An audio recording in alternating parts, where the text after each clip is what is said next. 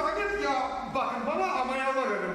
Hiç gülmeyin. Söyleyiniz ne istersiniz? Bizim bu gelmeniz için siz ne düşünürsünüz? Kanat oldunuz mu ondan? İsterim sizin fikrinizi işitmez. Siz ondan kanaat oldunuz mu?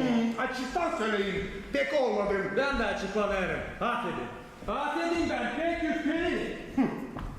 Bir kurdu. Bu provins halkalı bu konular yesaklı insanlara yüzekten aşağı dolu bakın. Doğru. Yerden dağıtları yerde bize koltukları teklif edin. Hem de söyleyin, uygun mu bizim yanımızda durmamayacak fisirdeme, esneme, burnularını kaşıma, bir minut taşırı hep sorma. Şimdi saat kaç? Hepsi sorulara da sadece böyle cevap. Böyle ya da yok. Ya da yok. Yok. Ya da öyle. Ya da kayın oğlum istedi kurazi. Hani olaydık biz dinleyin en büyük partalcıları. O zaman da yoktunca bizi böyle prost karşılama. Değil mi öyle? Öyle ama Muslan'ınız çispek duygulu. Yöre'den pek duyguluyum. Yöre duyguluyum hani isterim. Bu kukonaları yerine oturtma. Ben şüphelenirim için onlar bizden burmalarını çevirirler. Söyleyin niçin? Bu kanları Truhun'la Dilsal Paris ama bütün provinsiyalarda ulaşık. Bizim de kızlar bu kanları nasılından tepten dolmuşlar. Monsieur de Croisy, ben bilirimce onların saygılarınızı kazanma. Bilirsiniz mi? İnanın beni de biz onlarla öyle bir şaka yapacağız hani onlar hepten anlayacaklar ne kadar ahmak hem de öğrencikler insanları tanımak. Şaka mı dersiniz? Şaka. Şaka bu pek gizli iş. Ama söyleyiniz ne şaka? Benim hizmetçim Maskaril bilinerince sivri dilli olarak bir adam. O zar zor yazar fiyatları kendinde götürünce ince delikatlık bir insan. Başka hizmetçilerden o yerine hem onlara hayvandan kara bir şey demiyorsunuz anladınız? Ne ben isterim söyleme. Anladım ama hadi söyleyin. Neler düşündünüz? Seslenle biz yapacağız. Yok. Bu işin laf edelim başka yerde. Gidelim. Nice görüştünüz mü kızlarla? Görüştük. Yani gider. Anlaştınız mı? Bu işin onlara sorun değil bize. Bize sakalı sadece şükür etmeye saygınız için hem birbirine canabilizi bizim değiştirmeyen inanınızı. Yola bizim düşünmeyen inanımızı. Bu eserler geçinse pek kanaat değil. Sebebini? Lazım ürünme. Marut! Ne izin edeceğiniz efendim? Çorbacıkların nerede? Onlar odalarında. Ne işin sanatlarlar? Dudaklarını boyarlar. Yeter dudaklarını boyaklar. Yaşar onları buraya. Şimdi çağıracağım efendim. Ah yaramaz kızlar. Bu dudak pomadalarına bütün varlığı dağlara taşlara dağıtıcıklar. Bakarsın hep yumurta atları kuş verir nesteleri nestesi. Aklım yetmiyor. Niçin onlara hepsi bu bokluklar? Paris'ten geldiğinizden beri onlar sadece domuz yayına bir sürü pot var cennetler. Onun bacaklarından sağlıklarını bilmem yere karşılar. Vardı nice 4 hizmetçi beslener. Je suis une femme, ni homme, une anagramme, un errandom. On me dessine, on me façonne. Je vous fascine, ça vous étonne. J'ai le cœur qui s'encolle, l'adrénaline me donne en battant la mesure.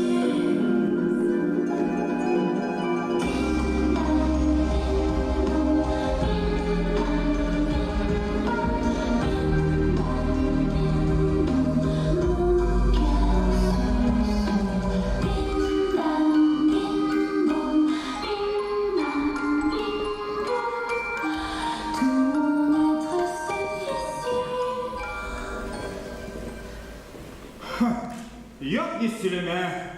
Kendi zotkalarını yalıbıtma beni bu kadar zenginlik harcama. Ne kadar sen anladın bana? Niye saygılısız davrandığını soyun kendilere? Niye de onlar öyle şiş yüzle buradan gittiler ha?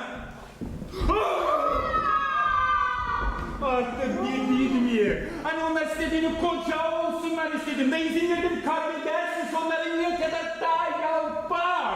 Aferin bu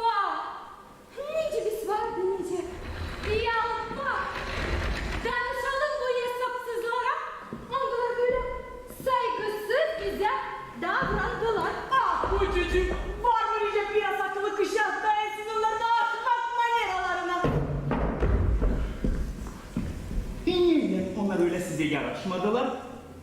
Ha? Yayınca danışmaya polis birden kanonu evlilikten çektirme. Öyle. O zaman ne izin vereceğiniz, neden çekitler? Kanunsuz maskaralıktan mı? Onların davranışları size ya da bana da sanki değil ne olumlu. Ne taizim koşlu barca olsun diyelim onlar teklif ederse sizinle isteyanınız olma. Çıkaran onların niyetleri açık. Fi baba. Fi. Siz ne dersiniz? Siz hiçbir gücünüz. Polis. Ah, sizin için utanırım. Utanır. Size lazım akar bir aşık öğrenme. Delikat onları. Ben istemiyorum uydurmak kendimi sizin o tonlarınıza. Dedim size! Evlenme, arzusu diriş. Hekimlerden yenileyim canını buyur eder o kesinliğine saklı bir adam.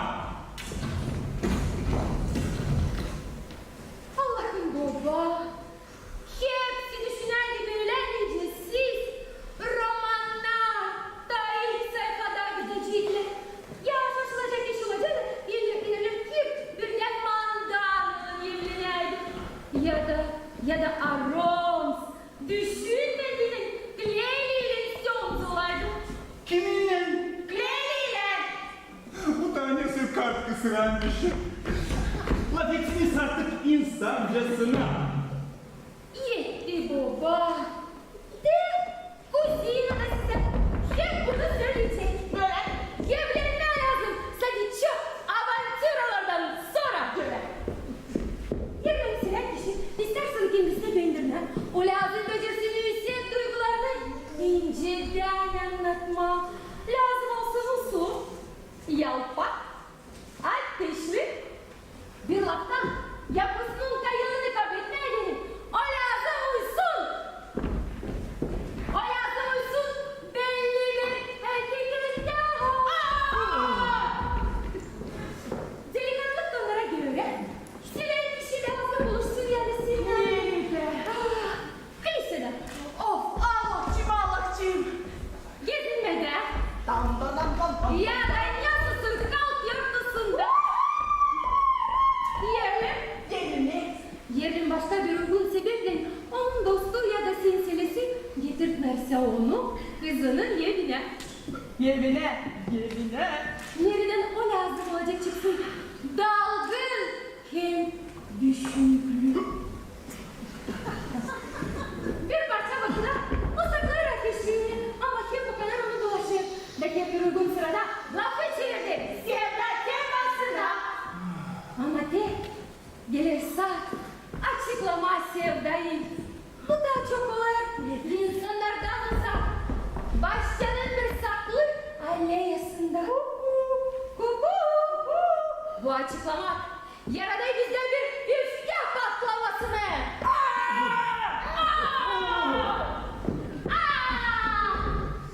Bunu gösterin yanaklarımızın kızarması. Nesi? Kızarması! Daha kısa bir vakıda bizim ülkemiz ayırdı bizden yer. Sonra o sevdanın yanan kişi arar kolaylık yumuşatma bizim ülkemizi. Da bitti ya. Bitti ne? Da bitti ya. Çıkartma bizden bizim kaybımızı. Ve buradaysa başlarlar avantüralar. Keskin koyan kişiler. Ana baba tiranlı. Umutsuzluk patlamaları. Da bitti ya.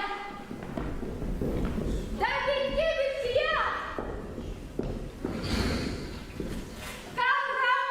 Kavramak.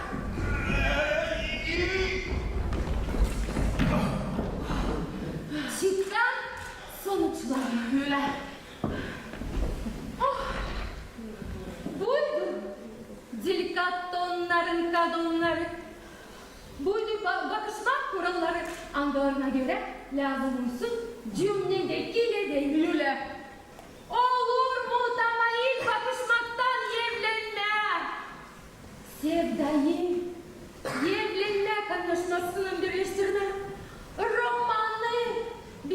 başlatmak giden. Tekrarlarım size baba. Tekrarlarım. Bu en kitsi alışverişlik lüre. Bunun bir düşünmesinden ben bayılırım.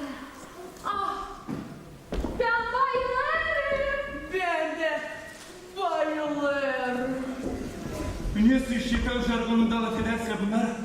Ben size kalesen yüksek stilim. Siz varınca laf edersiniz insancasına. Var nice uçucum, var nice. Ve kıskanlaşıyla doğru işler söyleyin. Uygun mukabelenin insanların algıları delikatlı tonunda anlamaları. Kayılmaz sonra. Hani bu saygısızlar. Bir kere birbirine sevda yazıları.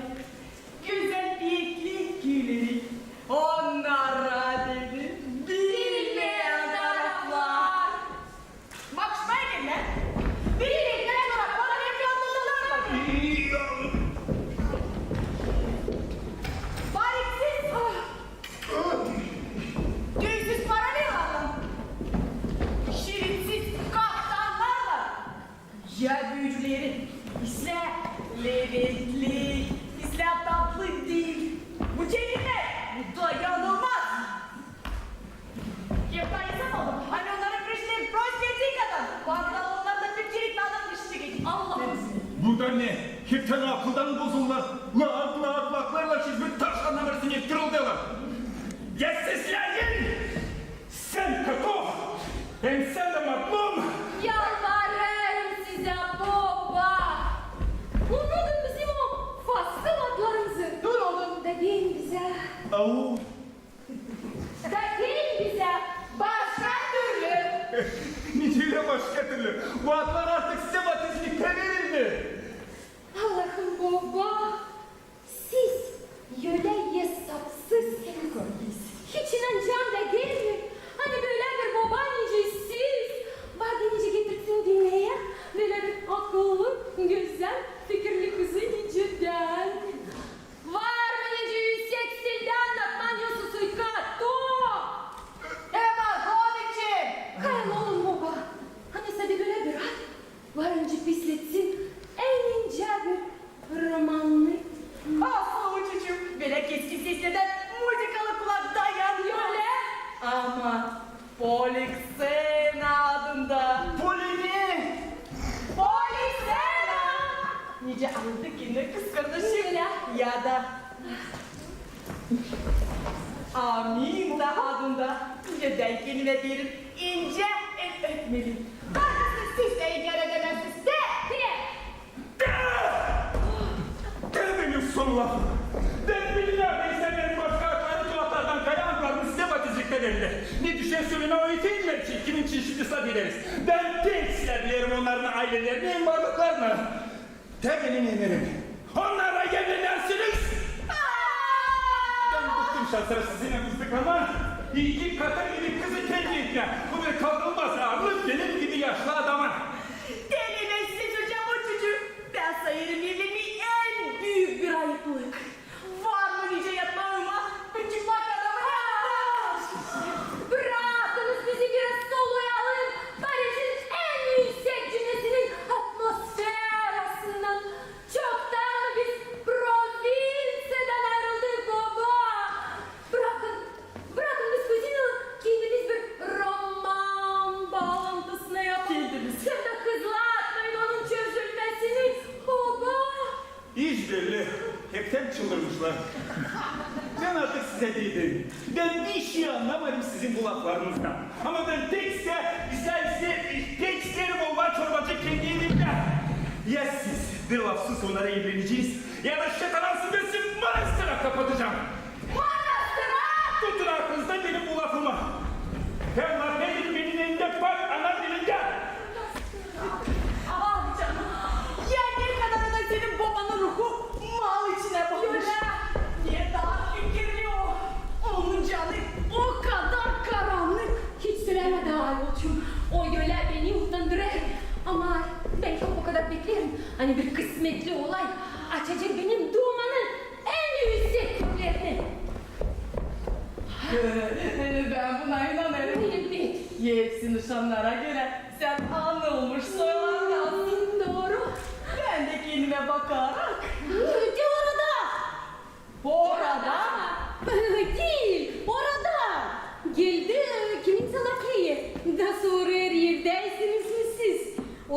efendim onun çorbacısı istermiş sizi görme. Ahmak! Bırak o köylü laflarını. Bırak! Süre! Tekildiler ki de izin ister sorma. Onun yetti elisine kolaylık verilecek mi? Sizin yüzünüze bakma. Ne yapma? Yüzünüze bakma. Yani isterler. Ben değilim kalbi Latınca'da. Hem de yüreğim adım 180 yılsa göre. Filosofiyi. Niyarsızlık buna yok nicelerim var. Yok nice. Ama anlayın bu kadar. Kim o? Hizmetçinin çorbacısı. Kim? O söyledi hani o Markiz di Mascarin. Markiz! Yine. Yollarda seherle biz ederiz. Of Elca, birazdan olsun salonların nasıl keskin değiliz. Hangisi bizim için işitti. Kabledicisinin burada büyük salonda bu daha yakışıklı olacak. Ne kadar çağırma onu bize yıkarır. Gidelim. Saçlarımızı durduralım saçlarımızı. Hem de reputasyamızı tutturalım. Marotta! Getir bize tates. Grazie sevdasını. O da Tanya soy hayvan. İsterseniz ben size anlayayım laf yedim insancasına. Aynayı getir.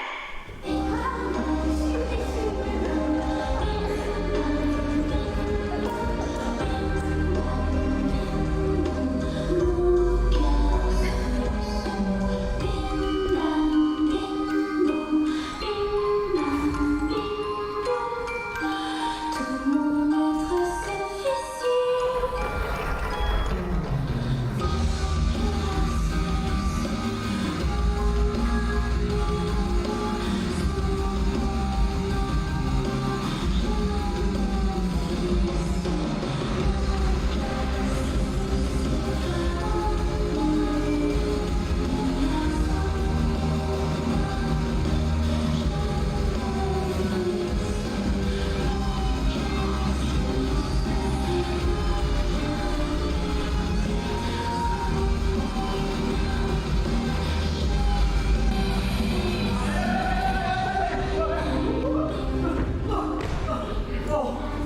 Gönder yani bu cambazlar.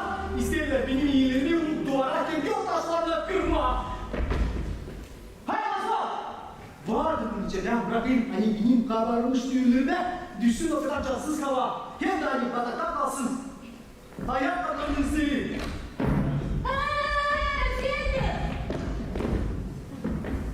Yok gidin yanımdan sizin o porçası. Şimdi git. Birazdan sonra gel çağır beni. Bana lazım olan Louvre'da akşam konuşmasında. Louvre'da. Benim çorbacı yıkalarmış şimdi gelecekler. Kovalatlamasınlar. Ben burada rahat yerleştim varca bekleyeyim daha. Je suis une femme, mi-lune, mi-homme, une anagramme, un erratum. On me dessine, on me façonne. Je vous fascine, ça vous étonne. J'ai le cœur qui s'encolle, l'adrénaline me donne en mettant bien monsieur.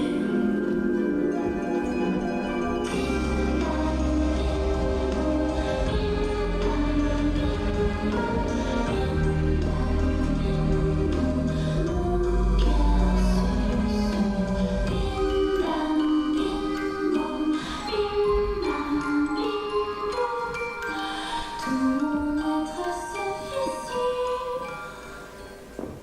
Hanımlar, bir şüphesiz siz şaşladınız benim bu atsız yatığımdan. Ama bu yalayı size getirdi. Sizin şanınız. Şanımız. Yüksek uğurlar benim için o kadar çekicidir kule. Hani ben her zaman onların ardına kaçarım. Oh, birler siz kaçarsınız yüksek uğurların ardına. O zaman düşler bizim çorbacılıkta avlanırsınız. Yerimizde bu yüksek kurlat fidalın vasiyette sizin gelmenizle. Böyle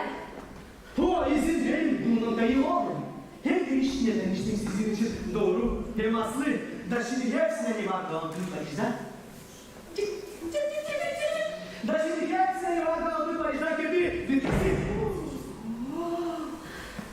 Sizin hoş medeniyetleriniz yapar sizi pek cömert. Da bu üzere beğendim. Diskuzilon, adılar sizin tatlı laflarınızdan alırız. Canım, lazım kendileri getirme. Marmara! Buyurun, tukurlarlar biz burayı laf etmek rahatlıklarını. Neyi? Neyi? Skenlerin tukurlar! Öyle ama susma değil diye ben. Neden siz sakın Sakın çalmasınlar benim üstüme almasınlar. Ben görelim bu geçizleri korkusuz kaydırdılar. Onlar hiç kimseye bir şey saymıyorlar. Sen onlara yaklaşırsın. Onlar kimin durumuna geçerler. Yemin ederim ben onlardan korkarım. Ya da isteyeceğim. Çetin garanti hani onlar bana zarar yapmayacaklar. Siz yok eden sakınarsınız. Gözleriniz bizim kötü bir şey kazılanırlar. Yüreğiniz de sizin varlıca rahat duysun. İnanın onların açık bakışlarına. Yalvarırım size. Olmayın o kadar cansızsınız ki. Anlasınmayın saat kadar çaresiz. Kucağınıza.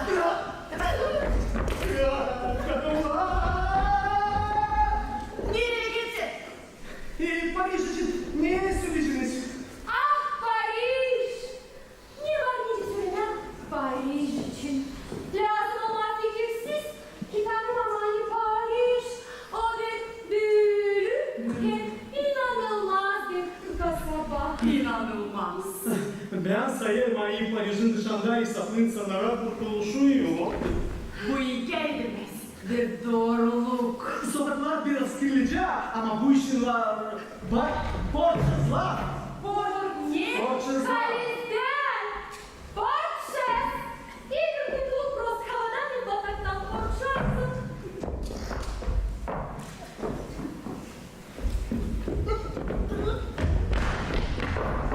Borçsuzlar! Sıcak siz misafirlerin habersiniz. Keskin laflı kişilerden kim sizden bulunur? Keskin laflı kişilerden. Yazık! Cümleden daha az bizim için işittiler. Almanya'yı başlarlar bizi bekleyelim. Bizi de bulmamız bekleyelim. Adını toplamak bizim yerimize hepsi şanlı aftorları. Kim yapmayı bilirler, angılarınca cesetler, ince işlerin üyesi davcıları olarak anılarlar. Bu da ben size varca hepsinden tek faydalı olayım. Hepsi bu insanlar bana gelir. Ne söylenir? Vardır den daha şeker den ders artık güneş. Keskin laflı kişilerden bulunur. Efendim, eğer siz bize bu iyiliği yapaydınız, biz size şükürleyecektik. Şükürlerin kenarlarına. Yüksek cümleden olaydı, lazım ki hepsi bu efektlerden danışma. Ayrıca sadece onlar insanları anılmış yapıyorlar. Siz bilirsiniz. Ancak içine danışma sadece onların birisidir. Da modaları kurucu işlerine baktık ona. Hani bu işin hiçbir de bilgisi yok. Ben de. Bayanın çoğunu, hani o filarken o kadar aydınlıklı kişilerin, büyümesin çok kişilerin, hani keskin lafların temel özünü koyar. Her gün onlardan öğrenirsiniz cümle kaderlerini, sanatçıların, bilimlerin, hem prozanın, ince fikirlerin değişilmesi de. Nerede hepsi? Sadece kalite söylesin. Annesi çocuk yaratı dünyanın en iyi piyasaydı bu süjete göre. Teometine göre lafları uydurttum. Devam edelim bir akşam.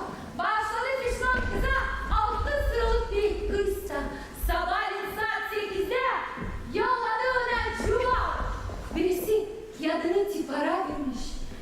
Denizcine de balık ver.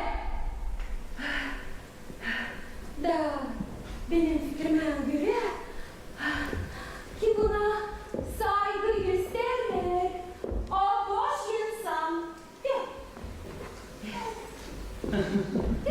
Koalizde. İnsancık abi siz de sermatlı ama bilgi yapın.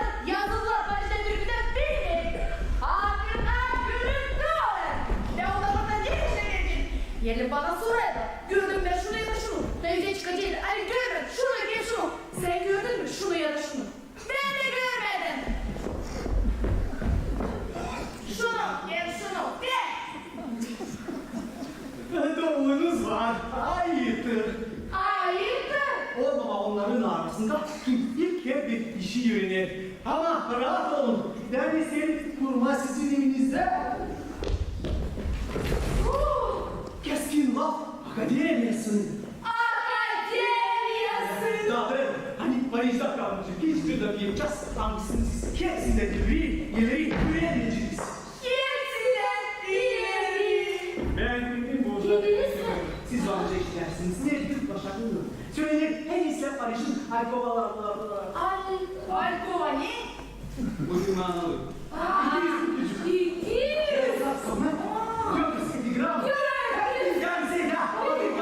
Anılarını ben kendim yarattım. Ama bilmeyeceğim heviyet paketlerini ben hiç saymayım. Açıklanıyorum. Ben pek severim patentleri. Bundan önce daha ne var diyeceğim olsun. Ha? Portretleri yazmak hepsinden zor. Bu işin size lazım olsun. Derin, fikir. Unutmayalım. Tanıştığınız benim yazı tutalım mı? Siz benim etekçiniz. Ben de. Pek severim. Bilmeyeceğim. Bu bilgisayarın fikir jimnastikası. Derin, fikir.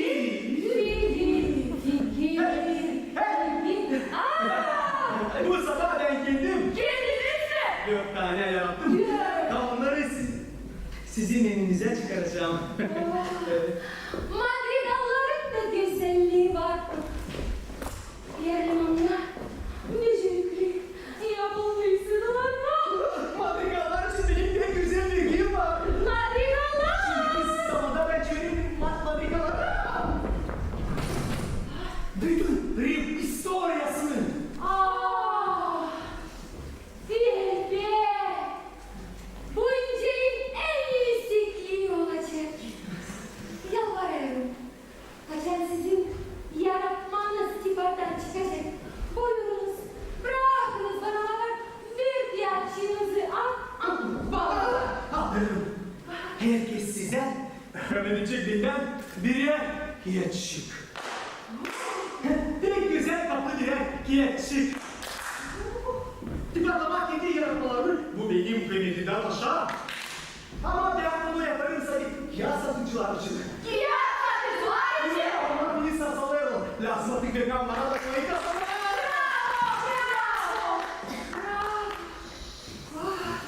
Düşünelim. Müzik kanatlı bu. Kendi yaratmanı tiparlanmış görme.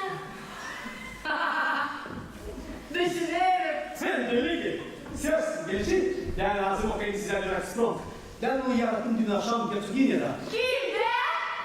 Götürgene'de. Biz bunun bozuk gideriz. Siz mutlak lazım. Bilersiniz sen ben şeytan gibi kalayım. Espron yazmasında. Doğru. Eksprom. O ince dilin yenine taşı. Hayırlar? Şimdi buyurun da seslen.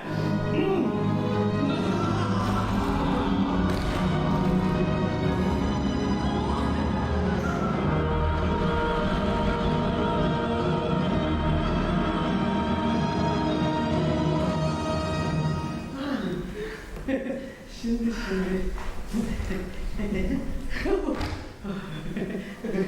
Biz sizi sesleriz. Oho! Oho! Oho! Oho! Niye yanıldım ben? Niye birden yanılardım. Yanılar. Ben korkusuz size bakardım. Ama beni saklı, birisi aldılar sizin o bakışılar.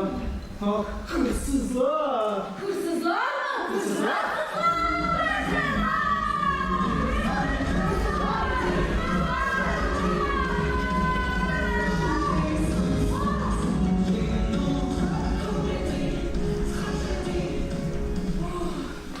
Bu inceliğin yüksekliği. Hepsi benim yaralarım. Ayrılığımla, simlislikle. Ben pedagogiyim. Oo, siz pedantizmden çok uzaksınız. Nice yer gökten. Gönlümüzde ilk sıracık. Nice. Oho. Oho. En yüksek basamaklara göre orijinal bir şey. Oho. Oho. Hans'dan kendine bildirdi. Oho. Şaşmak bir sesi. Oho. Oh, ben sayarım hani bu oho. Mayın bir şey. Oho. Görünüyorsa sansınların farklı. Neyse söyleyesiz. Güneşlerin mağaraları yok. Yok. Yenge. Ben kayınımla affetsenedir. Oho ya. Ne kadar bitti. Poem. Bakıyorum sizin pek inadınız var. Fena değil. Ne siz sürücünüz bu sözler Niye için? söyleme, niye söyleme? Niye pekten yanılardım? Oho. Ayıptır. Niye pekten yanılardım? Başka laflarla diyerek yapamaz beni. Ya en günkü sözler. Niye pekten yanılardım?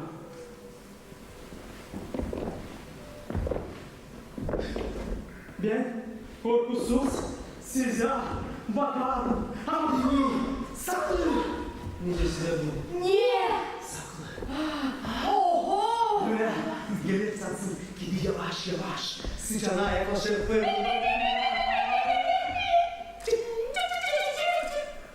Oh, bu haliz bir büyük açıklama. Gene. Keskin laflı inceliği. Şüphe altına yok nice koy var. Yok nice. ben kendim Kendiniz mi? yazdım küçücük da isterim. İstersiniz. İstemiyorum sizi çalmam. Nice öyle? Siz müzikayla öğrendiniz. Yani hiçbir zaman. O zaman ne söylüyorsun? Bizim uzay sana bileceğin her bir şey hiçbir şey öğrenmediğine. Bir cacazım. Ne? Çal. Çalmam. Çal. Anlarsınız, titsik hava biraz zarar bildi. Benim sesimin inceliğine bu yüzden rahat dinleme çağıracağım. İyi olsun ne olursa. Gösterelim kendimizi. Çal.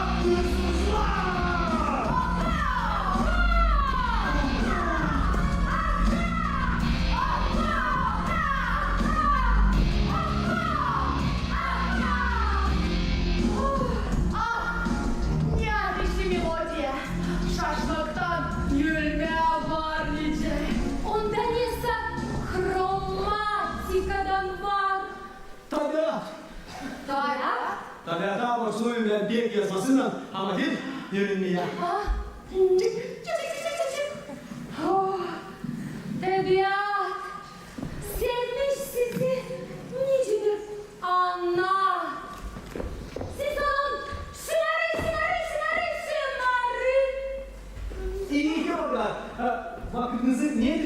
geçirirsiniz. Hiçbir türlü. Sizinle buluşunca türlü şenlikler uğrunda bizler de büyük oruçtur. Gelin gayrı olasınız. Gelin gayrı olasınız. Oho. Oho. Oho.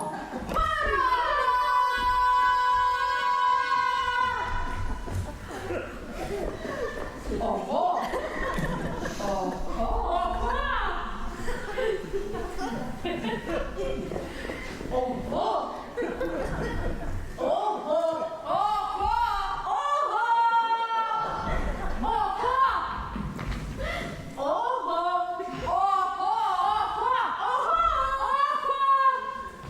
Hayırdır? Gelin gayrı olasınız. Yarın da ben isterim sizi tiyatroya götürmeye. Tiyatroya. Yeni komedya koyuyorlar. Da benim tek hoşuma gitti değil, bakma onu sizinle beraber. Böyle işlerden bir hikaye olmuyor. Hayır, şarkılarınızı izle oğlum. Bravo. Aşağı komediye bakacaksınız. İlk sonra hani ben aradığım komedyanın uçlarına yardımcı olma. Bu sabah hafta uğradığı kadar bu işin yalanma. Orada geldi. Bize anlamış insanlara affolun. Gelirdiler okumak gibi gençleri hani bisiklet edilir ki şanlı yapalım onları. Diyelim biz kendi başımızı açmalıyız. O zaman düşünün. Var canım porterla karşı gitsin. Yok işte. Ya lafımı ne zaman buluyorum? Dayanım aradıysın. O zaman ilk barayla bravo! Bravo. Evet hayatımda bunları yapma bilmiyorum. Ah söyler miyim? Paris o bir büyülü kasaba. Burada kendi adında yüller işler olanlar. Alvarez'i provinsiyada en aydınlıklı kararın hiç şüpheleri de yok. Şüpheleri de yok. Yetti. Biz hepsini anladık. Şimdi bir eski kendisi götürmez yanında. Da bana girsin de bravo. Ben geldim, yazdım komedya desteğim onu koyma. Allah kanalı seyredeceğiz. Oynasınlar sizin komedya. Ya. Hem de siz sorunuz bu. Neden ki Burgundiya tiyatronun aktörlerine sadece onlar varınca piyasanın iyi taraflarını göstersinler. Başka tiyatrolarda aktörler karanlık. Onlar operalar, ilkleri sansılatı verirler, diyeceklerler. Olma, nerede lazım durdurma, yoksa ancak piyasanın izlerini yerine aktör fazla yapmazsa da bunun size kolay vermezse hani lazım kaldırma şamata. Kaldırma şamata.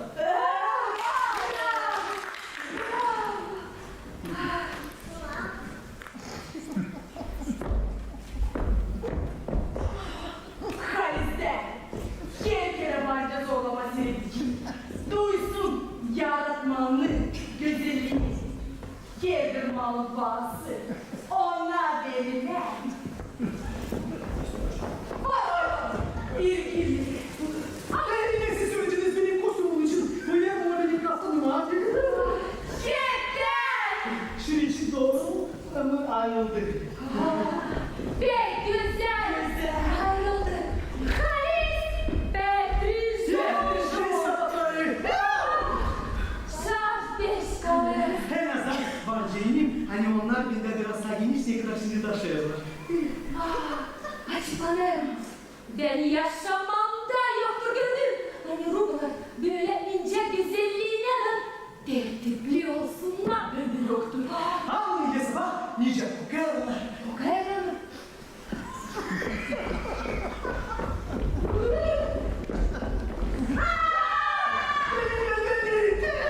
Gel güzel kokarlar. Ben yoktur içime çekip böyle ince aroma.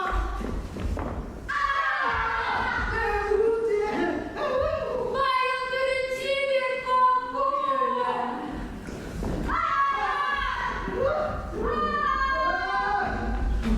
Onda böyle şey yükseklik hem de tatlı. Ama siz geçmiş söylemenizin görüyorum için. Siz incelince onlar.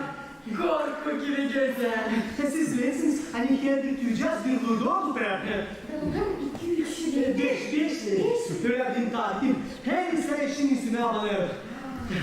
Aslı.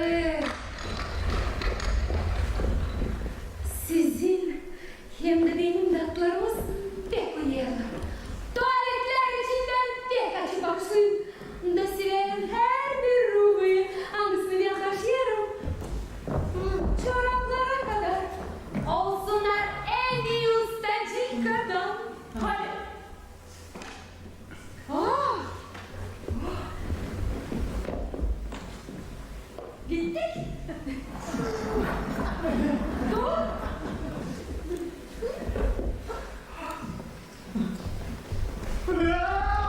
Olsun hanıma bile yapmayla. Bu hesapsız bir oyun. Sizin ben niye? Ne oldu? Hiç öyle ne olur? İki kadın birden iki taraftan benim üstüme atladı. Kuvvetler denk değil. Yapsın Fatma. Onun laflarında yüzsel bir manyer almış. Ne keskin laflı o. Sizin korkunçluğunuzla, sizin canınız yaralanmadan kanlı. Şimdi şeytandan yaralanmadım. Baştan ayağım bir müziğimi doğradım.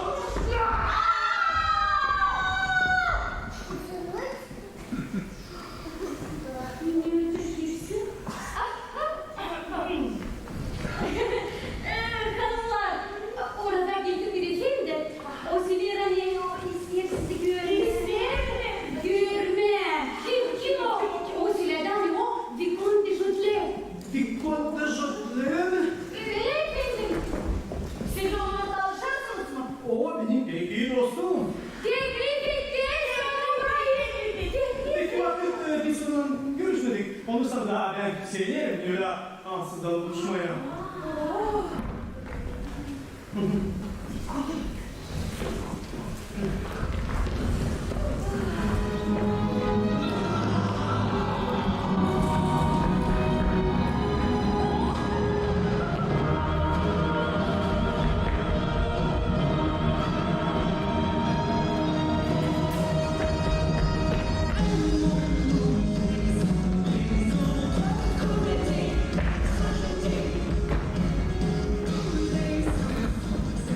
Vicomte?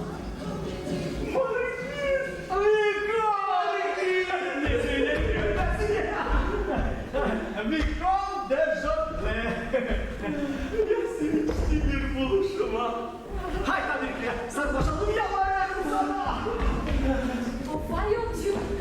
Başladık modaya girmeye. Değişik dünyada bize yolunu bulmuş. Hanımlar, izin verin. Tanıştırayım sizi bu şahlı efendiler. O kahve sizinle tanışma. Duruluk istirfaz. Size ömrüm. Güzellikleriniz söylenir bağımsız. Akılları kimse kurtar sana.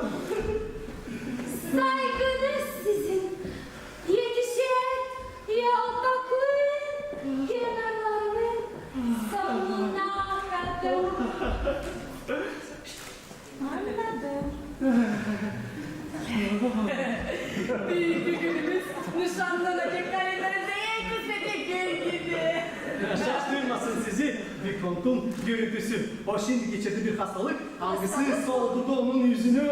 O güzel kurbalar. İşleri. Tekrar askeriz anladı. Haberiniz var hanımlar.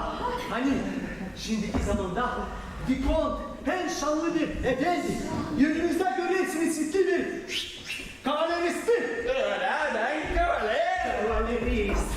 Siz de markiz. İngiliz yurttaşlarımızsınız. Dileriz biz sizi. Ya. Biz sizinle beraber ki türlü kuşkulu işlere razgıldık.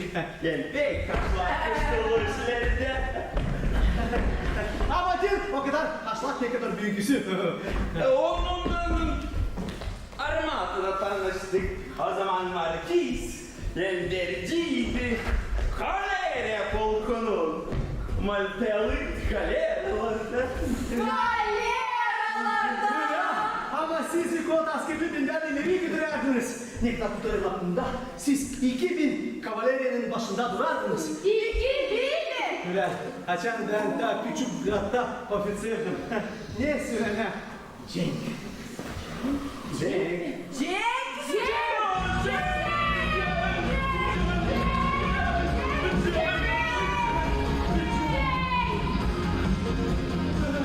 Cenk güzel ama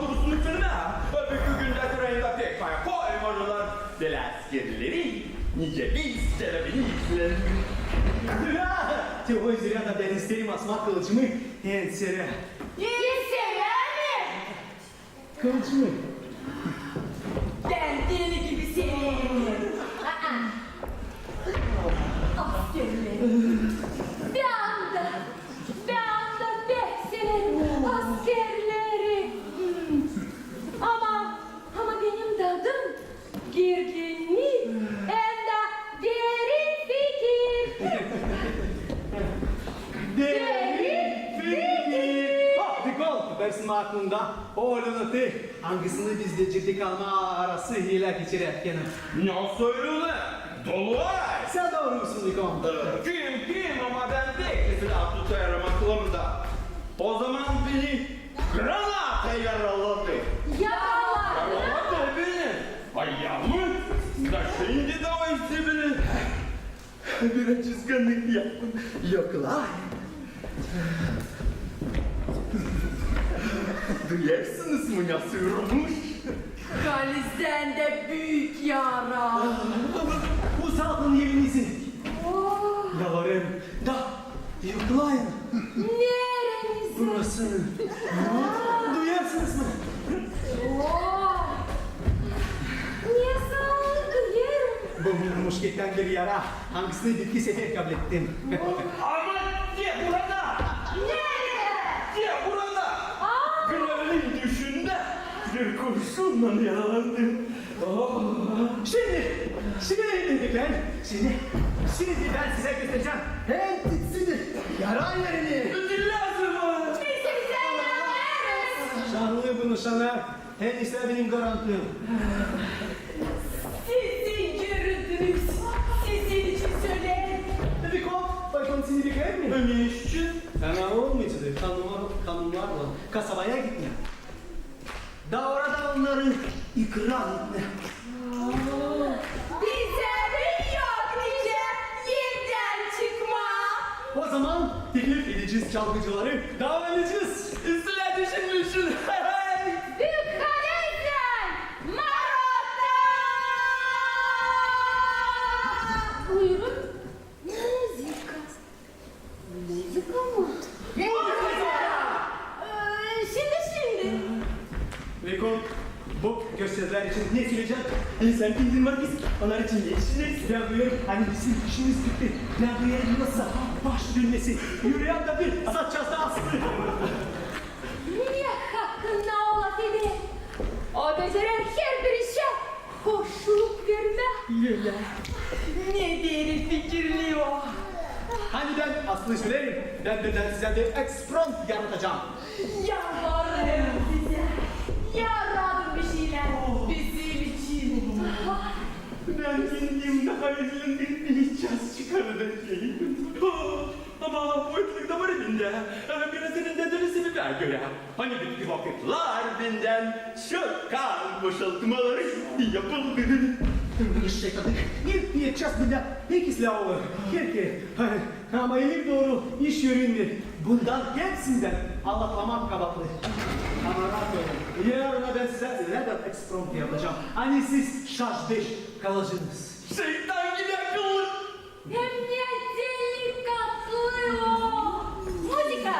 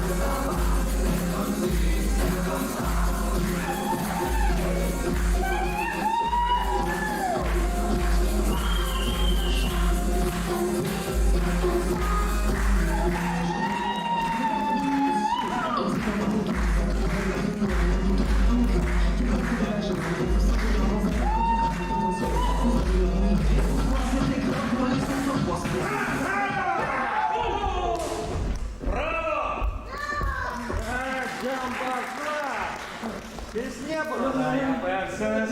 Biz olduk imzansız yani. Durun Mahmut için biz sizinle anlaşmadık. Bunun manası ne? Biz baskunduk. Sizi bırakırsın sizi dövsünler mi? Niye siz ben gidip alın zor tutarım. Size ben pek öfkeliyim. Bizim yanımızda dayanma böyle azarlamaya. Sizin gibi böyle miskin heriflere düşmeyen kendini bir borsa gösterme. İleri doğru sana bir geri. Sen de gül geldi. Bu nasıl sıkarsızlık? Şimdi şakaya yer kalmayacak. Hem de var mı ki biz rahat duralım. Açan bizi hizmetçilerimizi tayin kabul edene kadar bizi. Hizmetçiler mi? Hizmetçiler. Öyle hizmetçiler. Hem de sizin tarafınızdan büyük akmaklık hani siz onları bozarsınız. Hep bozarsınız. Yeter doğru size sıra gelmeyecek bir grubalardan gezmezsem alemin gözlerini boyama. Ya soysuzlar. Soyunun. Çıkarın sırtlarınızdan şu pantolonları. Kal salıcakla bizimle ilgileneceksin. Biraz çabuk yapın kızatlık yok oldu. Bu bir ayıplık. Marota. Can sıkıntısından kendime yer bulamıyorum. Allah'ım. İstersiniz onları mı sevmeye? İstersiniz mi? Sizin istediğiniz sevin. Sevin. Sadece onların pek güzel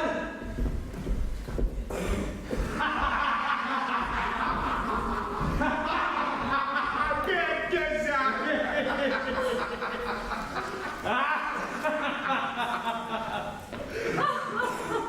pek güzel gözleri için. Güzel. Şimdi modmozeller sizin donjuanlarınız tabiat durumuna geldiler. Şimdi siz varınca onlarla diyaloglık kurarsınız. Ne kadar istersiniz? Ne kadar istersin? Biz size hiç kıskanmayacağız. Hiç kıskanmayacağım. Ama siz soysuzlar. Soyun bitki pantoladan. Çift çıplak soyunun. Ne kadar adam sen kararsın.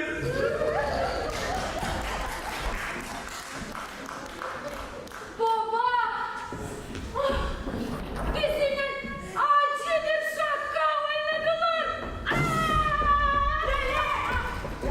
Hadi senin. Acı şaka. Bu hepsi sizin dik bulmanız için, çarpıklığınız için, el vurulmanız için yaramaz kızlar. Ne türlü siz karşıydınız güveyleri, küstürdü onlara. Ben de şimdi zavallı lazım bu acıyı yutayım. Yemin ederim baba. Bizim için onlardan kim çıkarılacak? Ya da ben kahırdan yöneceğim. Ama siz, gürültü bu konular. Deyin bana sağ, hani ben sizinle bu türlü ödeşmedim. Şimdi insanın ağzından çıkamayacağız. Halime gürültü oldu. Nereye getirdi sizi bu şaşkınlığınız? Gözünden yok olun utanmazlar. Dünyada başkasını istemiyorum. Siz, onların dilinin kabakları, boş durumlar, boş fikirlerin zararlı oyunları, romanlar, diyetler, türküler, sonetler, hem sonetçikler. Cendem olun. Şeytanına.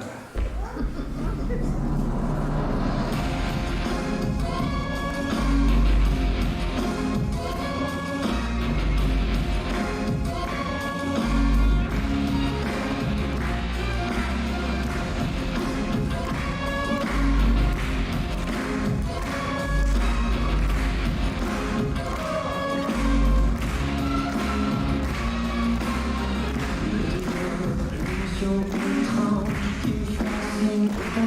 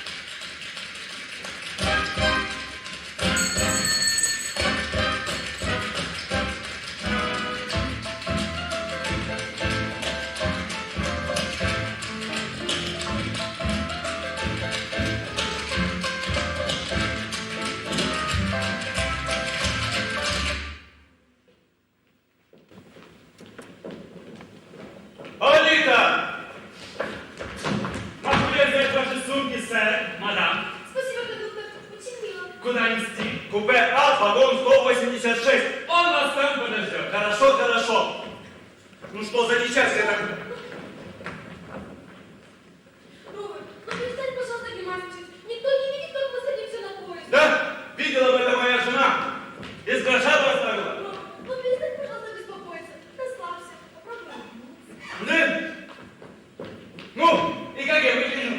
Как ты выглядишь? Ты выглядишь, как на электрическом стуле. Как на электрическом стуле. Анита! Могу ли я взять вашу сумку, мэр? О, нет. Спасибо, нет. Очень мило с вашей стороны. Очень милосердно. Читаете ли вы Библию? Да, мэр, читаю. В таком случае вот вам доллар. Я готов. Большое спасибо, мэр. Вы ее читаете каждый день? Должен признаться, нет, мэр. Тогда я беру свой доллар обратно. Доллар беру обратно.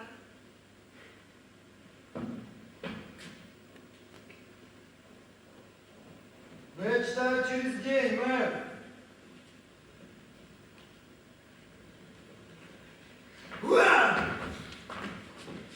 Выглядите изящно и уютно.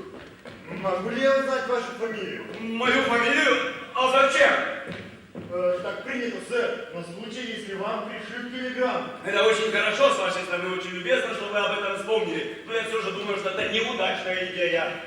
Доктор Роберт Локвуд. Верно, с супругой. Доктор миссис Локвуд. Я доктор. А я супруга. И мы состоим в браке.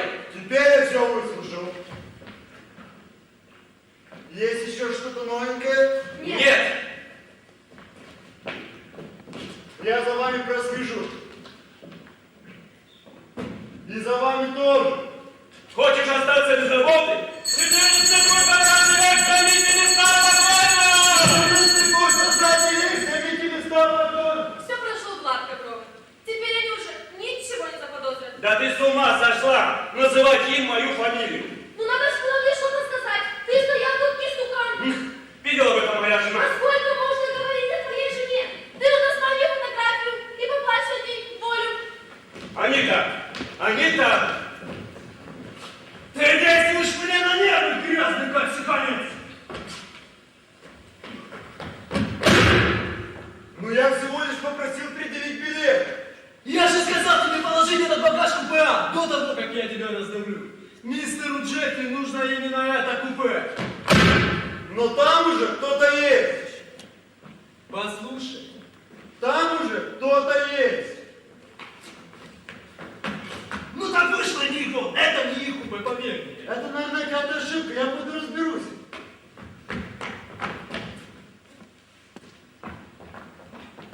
Я пойду с тобой. Но я не могу. Ах, ты не можешь, да? Простите, сэр. Этот джентльмен говорит, что это его купе. Нет, не его, прошу. Ах, так, да? Ну тогда ты мне вот что скажи. Ты тяжести поднимаешь, а? Какие-нибудь мускулишки на этих костях имеются? Ну, не так, чтобы очень сильно, но... Ну тогда отвали, а то разберемся, как настоящие мужики. Он пьян, Роберт. Воня сюда прет. Вранье! Ни капли не коснулся этих губ, вот уже целых 10 с лишним минут. Фу, пьянь ирландская, фу! Ты кого назвал пьянью ирландской, а? Я позову проводника. Прекрасно! Зови проводника! Зови проводника! Зови хоть весь конвентских мальчиков! Чего уставились? А теперь я якобы твоей благоверной женушке, я позабочусь позже, как сигарет.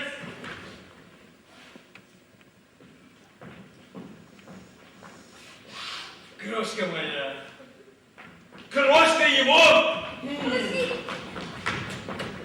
Меня подожди! Анита! Ну почему грязный корсиканец? Я из Миссисипи. Ваш билетик, сэр. Отвали. Сэр, этот господин, это он. Я с ним сам разберусь. С дороги, жира.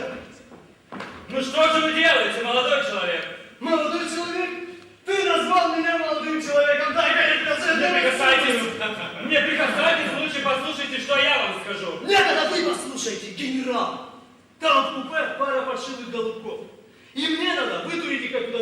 года мистера Джеффи.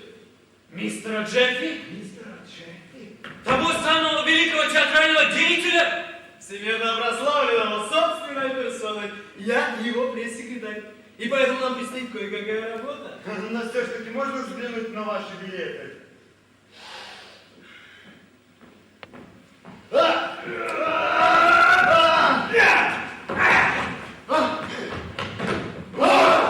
Ну сколько тебе можно глядеть? Нет у меня билета! Нету!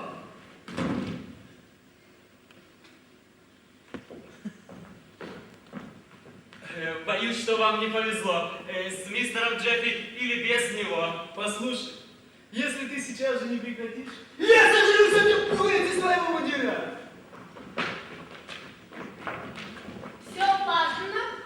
Нет, эта дипломатия не действует. Послушайте. В чем дело? Оуэн! Дело в том, что Джеффи желает купе А. А в нем уже кто-то есть. А он не хочет вытурить как плавон. Почему купе А? Почему купе А? Понятия не имею. Но Оскар утверждает, что это вопрос жизни и смерти. Жизни и смерти? Понятно. Ладно. Проводник, пошлите телеграмму. Вице-президенту А.Л. Джонсону, Нью-Йорк, Центральная железнодорожная линия. Дорогой Альберт, определенные трудности, выполнения которых надлежащим образом в поезде 20 век по причине проводника... Послушайте, мистер, Как ваша фамилия? не надо никому телеграфировать. Я с мистером Джеффи работал очень много лет, и у меня никогда с ним не было никаких проблем. Только вам надо разобраться самим с теми, кто в купе А. С удовольствием, проводник. Кто там вам? Доктор и миссис Локвуд. Доктор и миссис Джон! А это же Ромео и Джульетта. Видно без наличия штампа в паспорте. Идет Оуэн.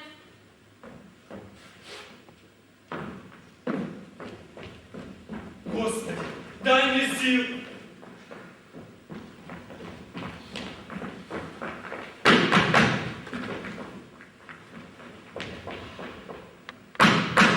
Ну что там еще?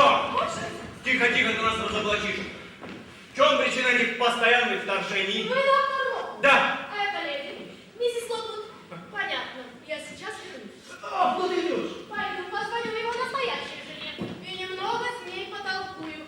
Бедняжка. Послушайте, может быть, не стоит... Помолчи. Я думаю, не стоит горячиться. Помолчи же. С другой стороны, Оуэн, мы ведь не желаем причинять никому никаких неприятностей, правда? Я не желаю, ненавижу скандалы. Мисс. Вот что, доктор. Вот вам 2 билета на верхнее и нижнее место на 2 вагона вперед. Разница в цене $15 в вашу пользу. Мы даем вам 20. Успокойся. Неужели ты пойдешь на этот пророк? Успокойся, Ну, дорогая. 20. Я готов.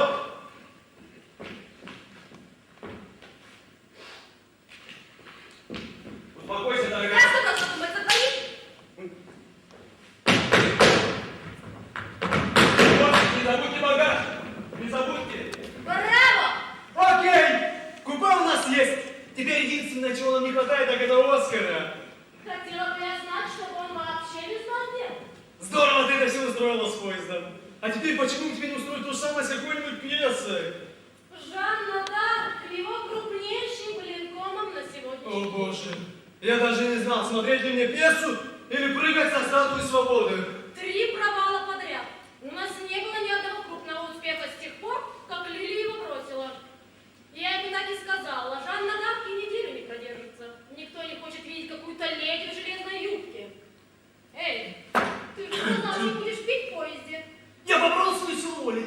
Извините, простите, пожалуйста. Опять ты? Помощник сказал, что вы работаете на мистера Джеффи, на гениального продюсера. Это так? Да. Так вот, значит, я написал пьесу. Боже. Да неужели? Да, и я хотел бы, чтобы мистер Джеффи с ней ознакомился. Я не думаю, что мистер Джеффи заинтересуется ею прямо сейчас.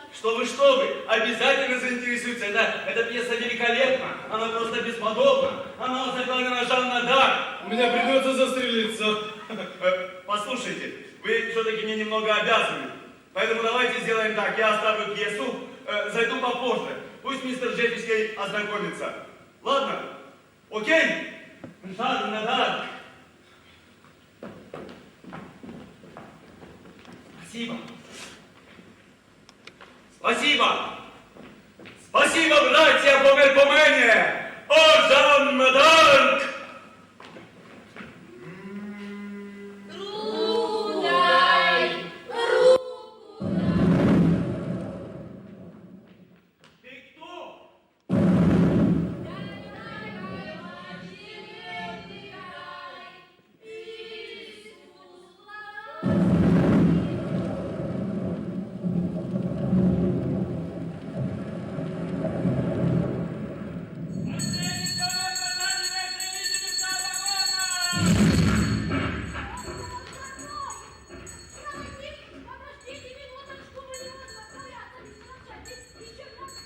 Этот поезд никогда не остановится, по крайней мере, пока я жив. Мы это исправим. Где Астрохран? Не трогайте его.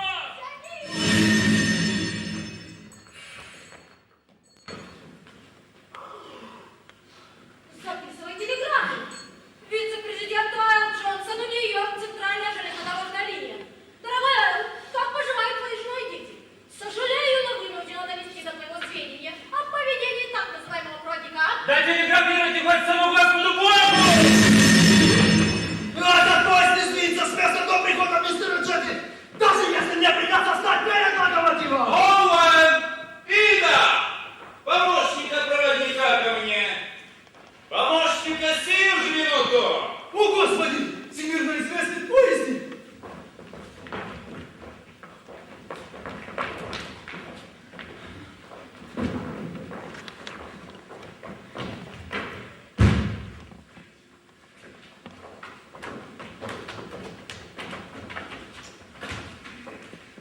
Здравствуйте, маэстро! Добро пожаловать на Титаник! Вот твой помощник, Остер. Здравствуйте, молодой человек. Надеюсь, что очень приятно путешествовать по вашей замечательной железной дороге.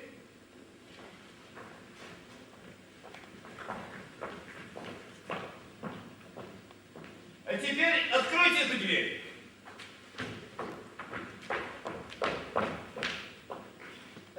Боюсь, сэр, что это против правил. Откройте дверь.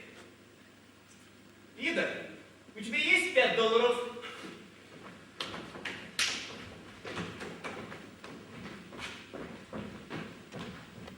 Нет.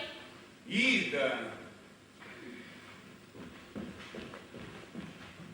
Есть, но не для тебя. Лугуне, дай ему, я верну тебе.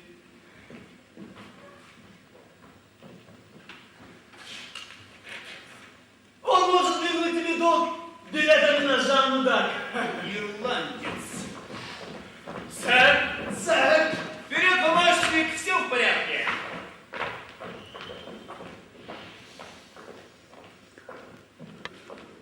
Оно пустое. Да, сэр. Может, оно забронировано? Да, сэр, может сядут в парке. А сколько нам ехать до парка, не подскажете? Около 10 минут. Можете идти. Вам не понять английский? Английский? Ова, где цветы? Цветы? Ха, какие цветы? Я ясно сказал тебе завалить купе Б гордениями. Когда мы были в Нью-Йорке, это указание оставил в билетной кассе. В билетной кассе? А что, собственно говоря, мне делать в билетной кассе? Там же 16 судебных исполнителей залегли в сосаде у нас. Спасибо. Меня и без того могут запросто загрести. Оуэн! Ты должен бросить тысячу.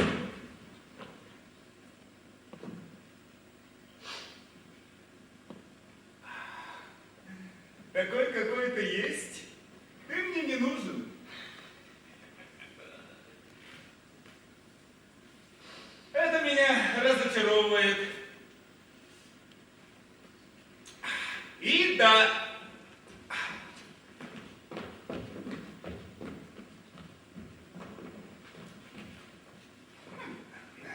Ида, телеграфируй Моррису, цветочнику из Огайо. Пусть пошлет он все имеющиеся у него гордения в этот вагон.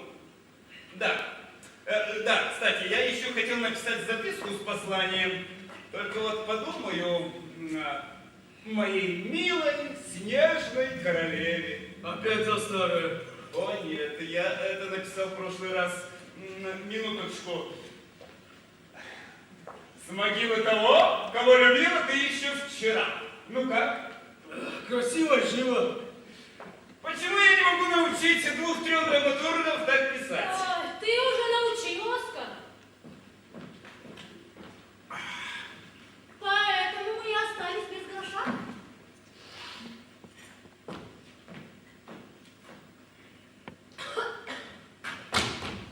Да, именно поэтому мы и остались без гроша. Если ты голоден, я закажу тебе. Да. О, закажи обед, я умираю с голоду.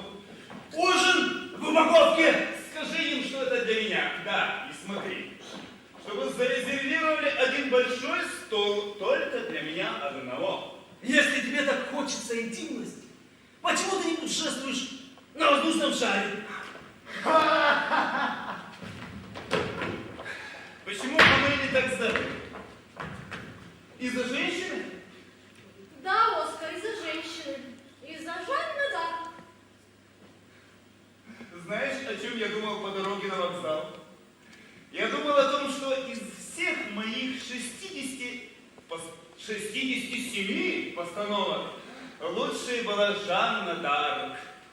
Я плакал как дитя на каждом представлении. Я тоже плакала, Оскар, но по другой причине. Этот огненный эффект, который я вел в финале, был просто гениален. Так же, как и трюк с исчезновением, когда ты сделал так, что вся публика исчезла. Мне так понравилось. Я очень рада за тебя. Ведь мы потеряли 74 тысячи долларов на этом, Оскар. 74 тысячи долларов. О, Господи. Это был шикарный провал. Знаешь, Рита, если я гений, то это только из-за моих провалов. Хорошо. Помни это всегда. Я напишу это на плакате, и ты будешь ходить с мисочкой по улицам. Я великий гений. Подайте на пропитание. Теперь послушай, Оскар. Эта поездка из Чикаго в Нью-Йорк продлится 16 часов. Мы прибудем на центральный вокзал в 9 утра. Банки открываются в 10. Не расстраивай меня разговорами сейчас о деньгах, слышишь? Но послушай, Оскар, если мы до завтра не забудем денег, они отберут у нас театр Джеффри. Я не шучу. Они не посмеют. Они издали указ в пятницу. Так. И кто, по-твоему, за этим стоит? Понятия не имею. Я скажу тебе, кто. Шрек? Макс Джейкобс. Это так называемый продюсер. Этот мелкий дешевый жулик, которого я выбросил на помойку. Я породил его, а он меня предал. Разве не помнишь? Когда я его уволил, он сказал, что отомстит. Оскар, это не Макс Джейкобс. Это не Макс Джейкобс. Это банки. Все банки на прошлой неделе, они выступили единым фронтом. Они выступили, да. Они выступили. Ладно, вот что я тебе сейчас скажу, Ида. Небеса никогда не были чище, чем теперь. Кто, по-твоему, сядет на поезд в Парк-Ю, а? Я дам тебе наводку. Она наш старый друг. У нее светлые блестящие волосы и сверкающие глаза. Рост 167, роскошная фигура. И если она войдет в болото и встретит там голодного крокодила, ха-ха-ха, она задушит его, вывернет наизнанку и превратит в кошелек и пару туфель. Леди Гарланд? Верно. Она возвращается к нам? Конечно, возвращается. В главную роль моей следующей постановки. Обратно в родные пенаты. Боже, Оскар, да это же самая лучшая новость за последние несколько лет. Я знал, что тебе понравится. Когда вы с Лили порвали, я ничего не сказала. Но я точно знала, вы сами себя губите. Так ты думала, что мне конец, да? Позволь тебе что-то сказать. Это были лучшие годы, девочка моя. Да, я был прижат к стене. Катастрофа светила в лицо. Генрих VIII, багдадская невеста, Хайм, Пай, профессиональный боксер, который всегда скакивает при счете 9. Может ли он стоять на ногах? У него кружится голова. Может ли он прийти в себя? И тогда он скакивает с яростью раненого льва.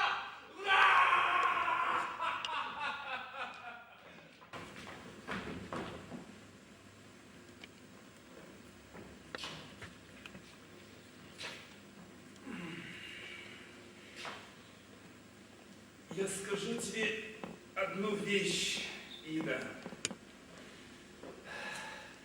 Когда эти все банкиры увидят фамилию Лили Гарланд в контракте, они дадут нам деньги.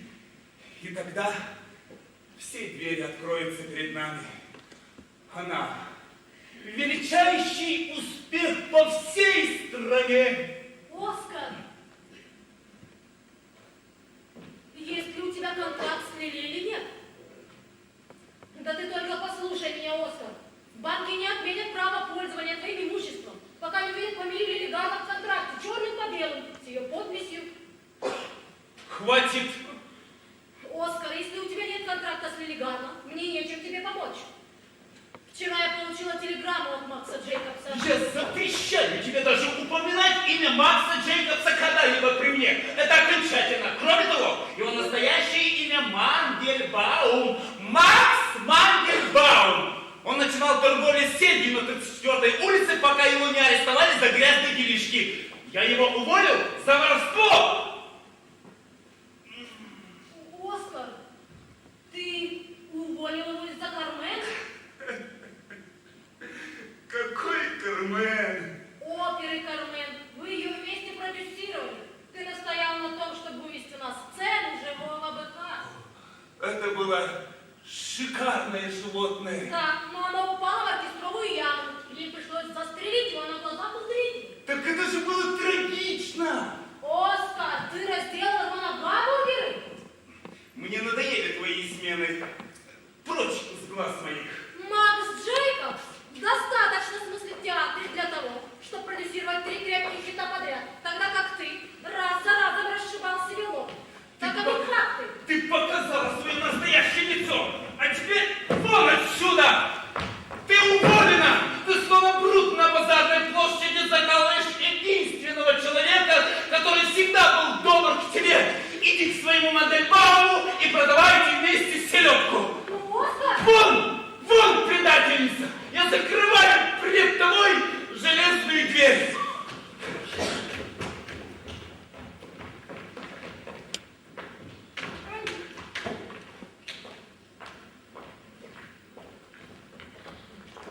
Я была в ужасе.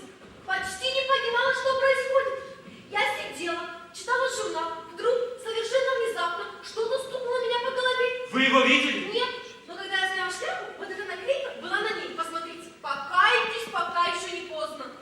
И вы думаете, что только одна? Их здесь тысячи. Тысячи по всему поезду. Я уверена, что кто бы этого не делал, то не могли от него делать. Я думаю, чтобы это не был какой-нибудь псих с пушкой. О, Господи! Я, разумеется, надеюсь, что это не так. Я действительно ничего не понимаю. Сначала история с купе, теперь вот это. Проводник, это непорядочно. Уверяю вас, мадам, это просто совпадение. Разве что мистер Джексон со своей компанией не натворили там чего-либо.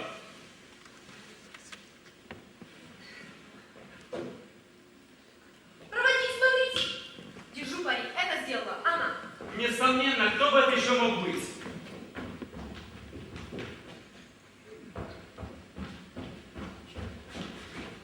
На этот раз, милая моя, вы зашли слишком далеко. Простите, что? А что это у вас на шляпке? Но, руки не распускайте. Хватай, Джимми! А сейчас вы возьмете ведро горячей воды и смоете все наклейки во всем поезде. Что, черт возьми, здесь происходит, проводник? Покайтесь, пока не поздно. Вы круглый дурак, проводник. Я? Да, вы на то, черт мне эти наклейки. У меня и без них проблем по горло. Точно круглый дурак. Я? Сэр, кто-то только что вышел из вагона ресторана и наклеился на окна. Ты его видел? Нет, сэр, только спину, он направляется к вагону купе. Вперед, помощник, за мной!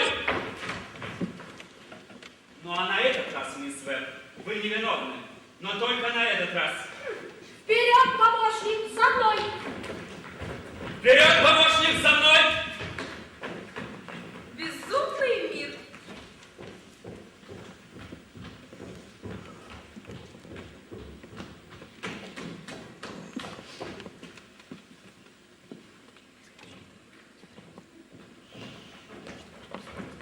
А где ее босс? Как ты могла? Ты что, все проспал? Я слушаю, босс! Как ты могла? Мисс Фэй больше с нами не работает. Теперь только остались два мушкетера, и мы будем сражаться с еще большей силой. Я немного занят, босс! Да, с еще большей силой, как Дон Кихот и Санчо Панса, Робин Гуд и малыш Джо, Шерлок Холмс и слегка подвыпивший доктор Ватсон. Бессовестная! Шерлок Холмс и Санчо Панса, да! Оуэн, вытащи блокнот и садись. Во-первых, я хочу, чтобы ты телеграфировал всем нью-йоркским театральным журналам и сообщил, что я закрыл Жанну Дарк. Не просто так, а как жест. Жест чего?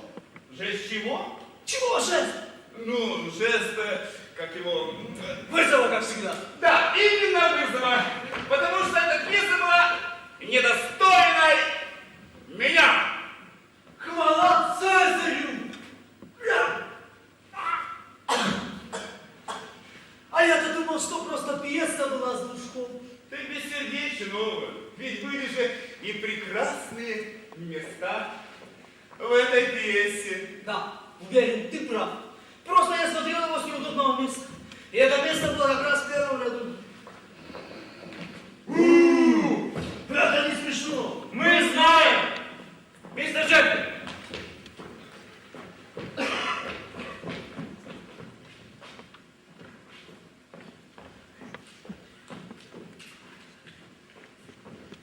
Мистер Джеффри? Да. Мистер Джеффри, здравствуйте, мистер Джеффри. Я доктор Лок. Мистер Джеффри? Вы вызывали доктора? Да нет, Мадонна с младенцем. Я сейчас здесь по другому делу. Так вот, мистер Джеффри, я написал пьесу специально для вас. Она заглавлена «Жанна Дарк».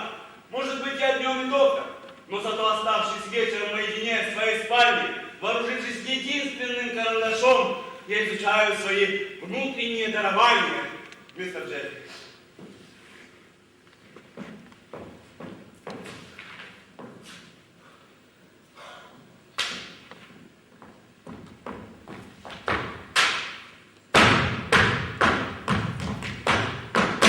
Мистер Джеффри, вы прочитаете эту пьесу? Мистер Джеффри, вы обязательно должны ее прочесть, мистер Джеффри. Дело в том, что я нашел новый подход. Я дал Жанне нового друга, достойного, сильного мужчину, на которого она может опереться. И этот мужчина доктор. Ну хорошо. Оставьте эту пьесу моему пресс-секретарю. Ну, конечно, мистер Джеффри. Прошу вас, только прошу, не потеряйте этот единственный экземпляр. Я выучу эту чертову пьесу наизусть! Я выучу эту чертову пьесу наизусть! Да, конечно. Мистер Джеффри? Да! Ты прочел телеграмму от Макса Джейкобса? Да! Он хочет, чтобы ты поставил ему новую пьесу и говорит, что отстегнет тебе за это 10%. Отстегнет мне? Отстегнет мне? Да прошу! Вместе со своими селедками! Он наркоман! Записывай телеграмму!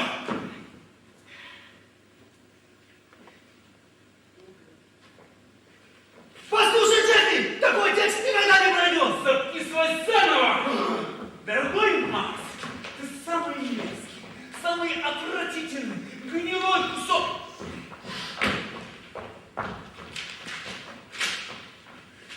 Дорогой Макс, ты самый мерзкий, отвратительный, гнилой кусок мусора, который когда-либо ходил по этой земле. Говорил это при всем своем уважении. Да. На твое новое предложение оставляю вакантной твою должность мальчика на побегушках, имея предчувствие, что оно тебе понадобится.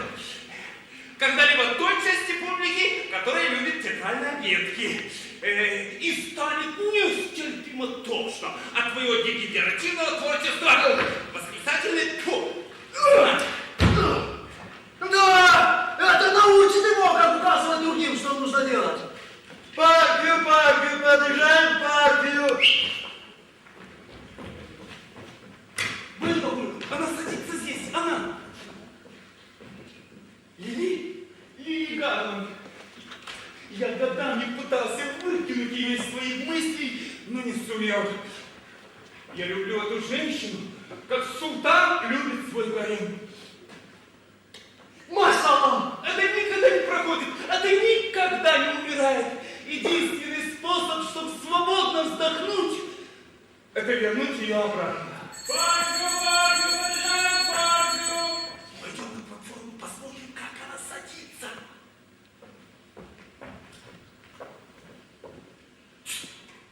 Придется стать убийцами. Боже мой! Опять купе! Опять камера-одиночка! И никому нет дела до того, что я Лили Гарланд! Все, что они хотят, это видеть меня все больше и больше! Все больше и больше! Как будто я им тряпичная кукла или дрессированный зверь. Ух, что им до меня? До Лили Гарланд! Браво, браво! Кто кричит «Браво»? Это не спектакль!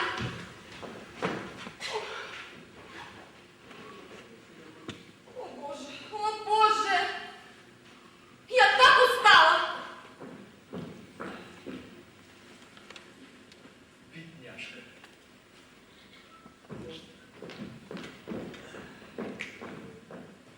Джордж, что мне делать? Ты же знаешь, это не ради денег. Я презираю все эти атрибуты, все эти символы пустоты и суеты.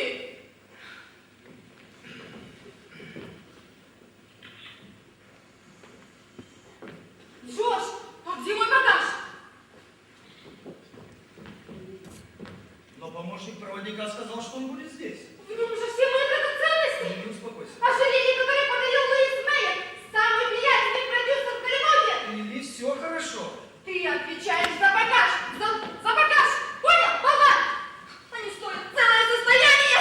Они здесь. Я просто переложил их в другое место. Джусь, ради бога, не пугай меня так больше. Не буду.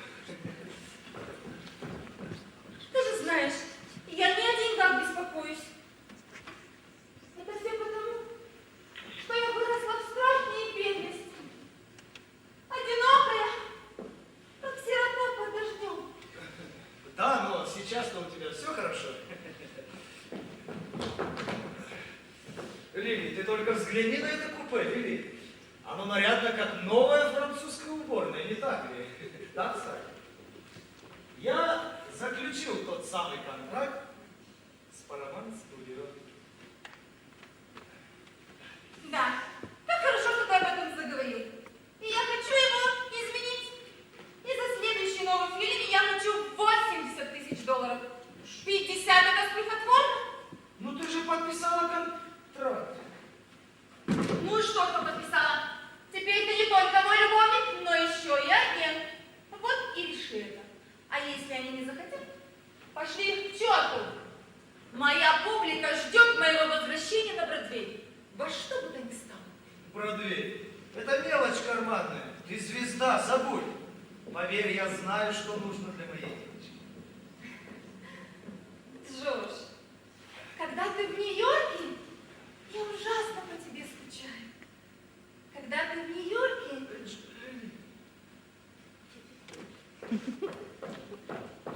Я ужасно по тебе скучаю. Ну что ж, дорогой, последний поцелуй. Перед тем, как ты уйдешь. Мне будут сниться твои руки, обнимающие меня каждую ночь. Твоя маленькая голова на подушке. Что? Вот что, моя дорогая, твои сны тебе больше не понадобятся. Я остаюсь здесь. Что? Что? Я решил ехать с тобой. Ты сделаешь то, что я скажу тебе, и выйдешь немедленно! Я отпустить тебя одну в Нью-Йорк со всеми этими мужиками никогда. Ни за что.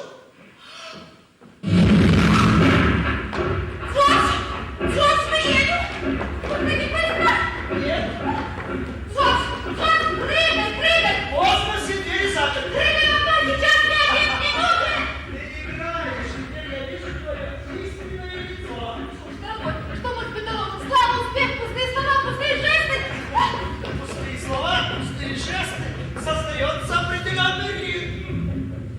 Да как ты смеешь меня дразнить? Как ты смеешь? Вот именно это я и имею в виду. Как ты смеешь, как ты смеешь.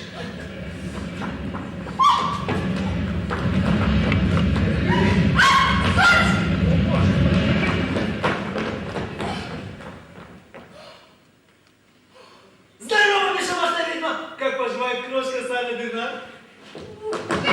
Сукин сын! Да кто пустил тебя в этот поезд? Грязный ирландец! Сколько неприятностей ты нам доставила в этой гондоле за последние полчаса? Мы разодрали ее в клочья, вырывая из рук врагов. Кто это мы? Кто это мы? Угадай. Оскар Джеффи? В поезде? Малютка Бонапарт из Москвы возвращается. Голова кровоточит, но он не сгибается. Конечно! Мне следовало бы догадаться, что Оскар Джеффи в поезде! Ха-ха-ха! Но ты же собираешься с ним встретиться, скажи мне, а? Что? Да ты... Лили! Я и шага не сделала из этого купе! Хорошо, что ты меня предупредил! Целых 6 лет этот человек водил меня за нос, ходил направо и налево и говорил, где была бы Лили Гарланд без великого Оскара Джеффи! Где была бы Лили Гарланд без великого Оскара Джеффи? Неплохо сюда. Нетрудимый отец! Прекрасно! Я думаю, что показала ее где? На самой вершине успеха! Да, ты показала на самой вершине. Я ничего не имею против тебя, Лили. Дайся вам, грязный ирландец! Сколько раз я тебе говорю, Лили, называй? Да, когда ты так его? Лили! Что ты себе позволяешь? Привет, Лили. Лида, возвращаешься в лоно? Что делает? Возвращается. Слово-то какое, а? Рифмуется, скачивается. А мне кажется, с постель качается.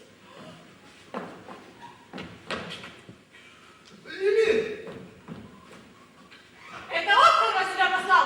Лили, не горячись. Честно говоря, я уже не с Джеффи. Я пришла кое о чем тебя предупредить. Я надеюсь, мы можем говорить в присутствии данного Эйнштейна. Ты можешь катиться к черту, вот что ты можешь.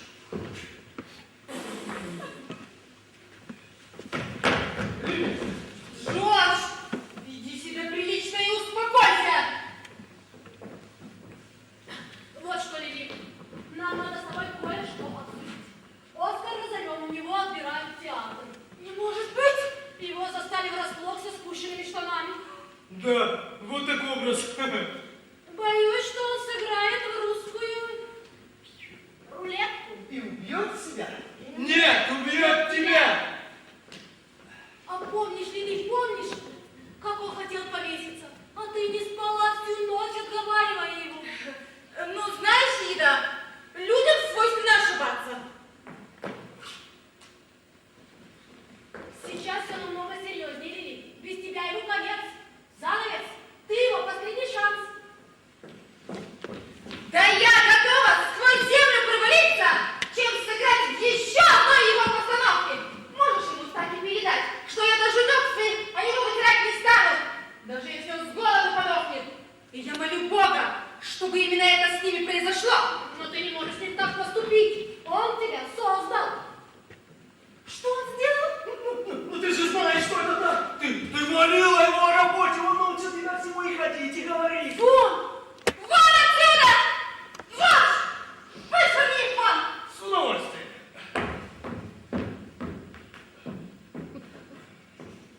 Джордж! Ну, полегче, ты. Я думала, ты великодушнее, Лили. Вижу, что ошибалась. Ха! Вон отсюда! Даже не знаю, что я в тебе нашла. Джордж, дорогой, ты же знаешь, я тебя так люблю. Тогда скажи мне правду. Правду? Правду? Да.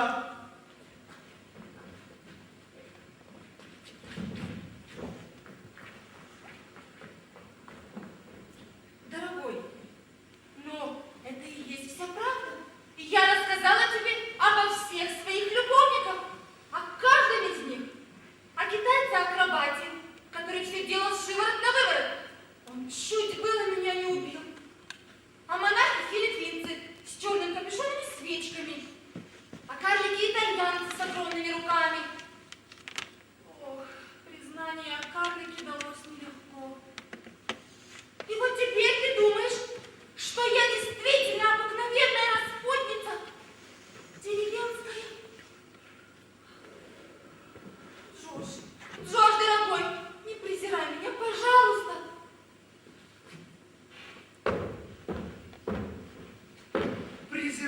тебя, да твоя честность спасла нашу любовь. Лили, я спрошу тебя последний раз. Обещаю. Скажи, прикасался ли к тебе Джеффри как к женщине? Никогда! Никогда! Когда я впервые переспал с Лили Гарланд, это была замечательнейшая ночь в моей жизни. Я ее помню, будто было вчера. Да, я тоже помню. Уже забыл, босс. Ну что она сказала, скажи мне все. Ну ты же ее знаешь, заорала как базарная торговка. Это добрый знак. Значит, аккумулятор еще не сел. Ты не дала ей почувствовать, что я в ней нуждаюсь, не так ли? Ни единым звуком, босс. Прекрасно. А теперь маленький сюрприз. Я ее сражу на повал окончательно. Ну, не знаю, не знаю. Ах, мой дорогой, Лили, Лили, ты так прекрасна, так нежна, Лили. Кто этот молодой человек? Ее агент! Думаю, они как раз сейчас подписывают условия контракта. Ты так полагаешь? Вот нахалка, а? Прошмандовка. Водить шуры-муры с мальчиками после того, что у нее со мной было? И не говори. Я так и знал, что она катится в помойку. Так, найди мне немедленно еду. Ты хочешь ее возвратить? Возврати ее сию же минуту! Ида! Ида! Ида! Ида! Подумать только. Что? Человек, который расклеивает наклейки по всему поезду, это Хелен Кларк из КПД. Мы только что получили телеграмму от ее племянника, он пишет, что она сбежала из психушки. А ведь была президентом какой-то крупнейшей компании. О, он еще пишет, не принимайте у нее чеков, заберу ее в Кливленде. Это она. Она идет сюда. Осторожно, Джимми, она может быть опасна.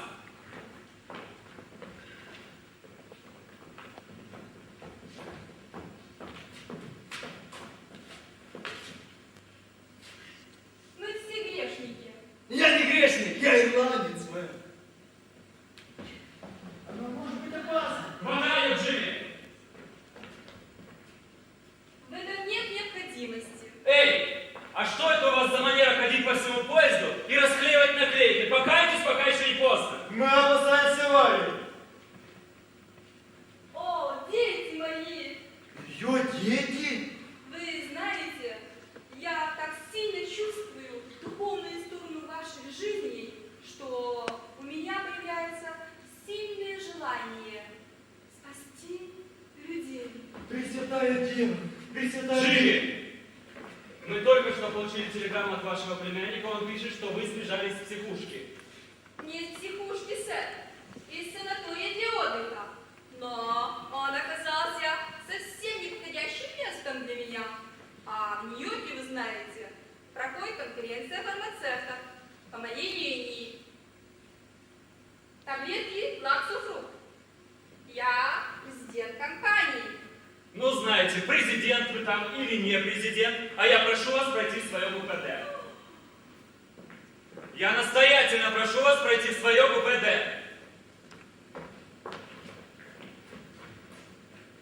Милые мои, хорошие, добрые люди, я хотела бы попросить вас, угостить вас хлебами и рыбами.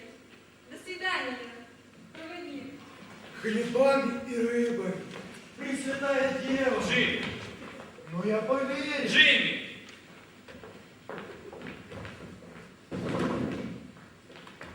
Хлебами и рыбами.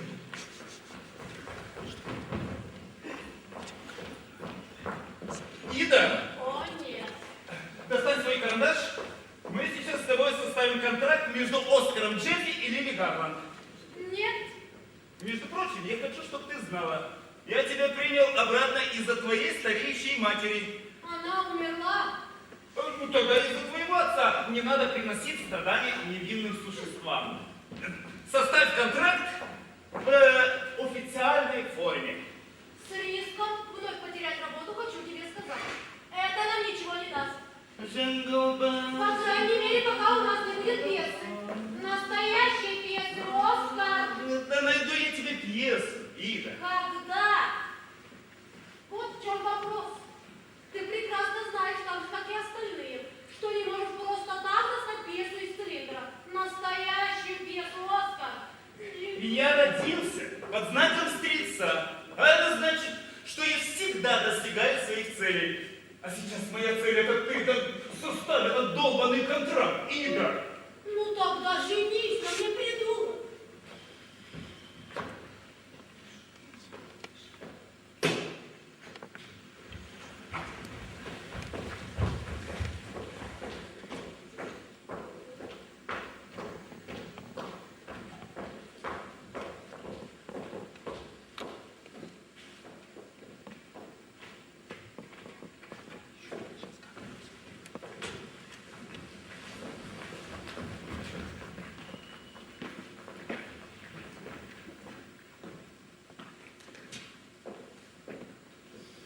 Извините, пожалуйста.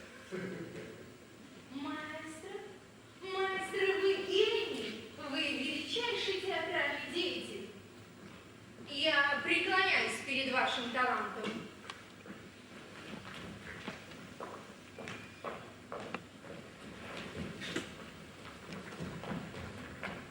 Я никого от себя не отталкиваю. Чего желаешь, дочь моя?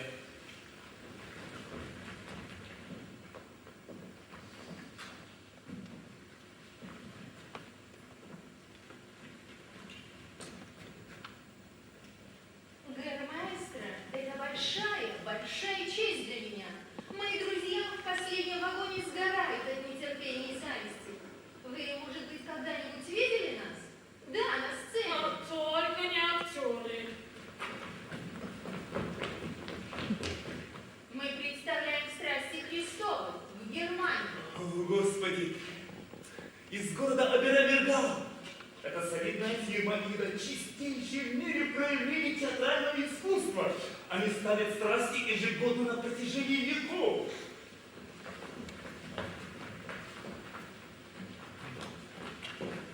Это единственные сохранившиеся подлинные актеры.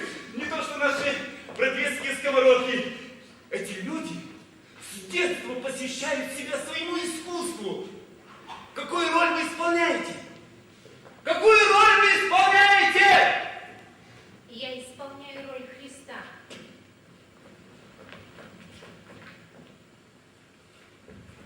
Мадам, для меня большая честь. Страсти Христовы. Величайшая в мире драма. Лили Гарланд в роли Магдалины. Ха, превосходно! Наконец-то я нашел что-то достойное меня. Последнюю минуту, когда я прижат к стене. Заключи с ними, Ида, контракт. Что? Боже.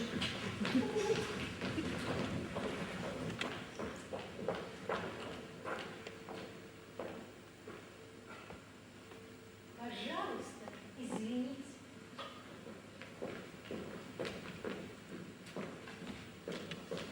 Ида! Ида! Ты с ума сошел, Оскар? Ида! Эта женщина настоящий артист! Прошу тебя, Оскар. Может быть, ты так не считаешь, но я не просто твой менеджер. Я твой лучший друг на земле. И это безумие, Оскар. Я прошу тебя, ты все потеряешь, Оскар. Ида, твоя проблема в том, что ты не знаешь, что происходит с театральной публикой за последние несколько лет. Правда? Не скажу тебе, я приложил ухо к земле как индеец. Люди устали от одних и тех же старых вещей, но я им дам что-то колоссальное, что-то новое и величественное. Это войдет в историю. Я уже вижу огненную рекламу над Таймс-сквером Аберамергау на Бродвее! Оскар! Аберамергау на Бродвее, Оскар! Слышишь? Звуки Бродвея. Слышь, Оскар! Ида, Оскар. Аберамергау на Бродвее!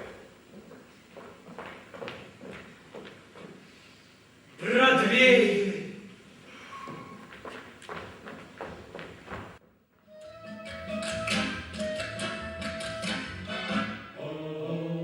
Baby, what I couldn't do with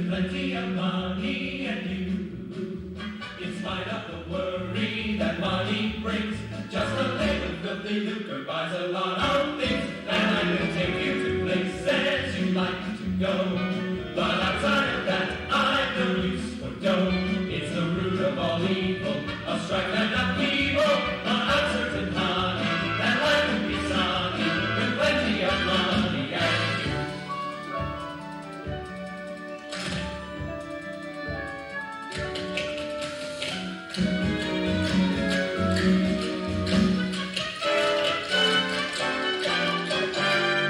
Maybe what I couldn't do with plenty of money and you. In spite of the worry that money brings, just a little filthy lucre buys a lot of things, and I will take you to places you like to go. But outside of that, I know use for dough.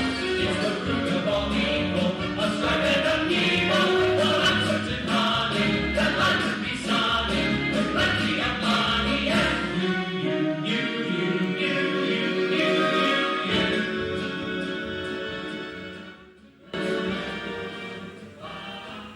И как ты только смог унизиться на разговор с этим человеком? Но он же гениальный продюсер! Это же один шанс на миллион! Калабас, что такое? Такси! Такси! Такси! Да ты посмотри, кто к нам идет! Да. Не сам Шекспир ли это, или Энни Хаттауэй? Ладно, забудем все. Ну как, прочитал мистер Джеффи мою пьесу? Думаю, что да. Вы мне как раз об этом напомнили. Что вы? И как она ему понравилась? Но он мне пока еще не говорил. Но я всегда знал, что он мечтает поставить две пьесы о Жанне д'Арк, одну за другой подряд. О боже, я чувствую, это близко, это близко. Послушайте, может быть это прозвучит экстравагантно, но скажите мистеру Джеффи, если он поставит мою пьесу на Бродвей, то я обещаю хирургическую практику всей труппе. Дело в том, что я практикую простатами, желчными пузырями. О, думаю, что это в корне изменит дело, да. Идем, Анита, идем, на меня нашло вдохновение. Я сегодня же ночью напишу целую пьесу о людях, о таких людях, как мистер О'Мейли, как мистер Джеффри, которые дают шанс нам, простым людям. Анита, ну ты где? А что случится, когда кончится сон? Я взбешен.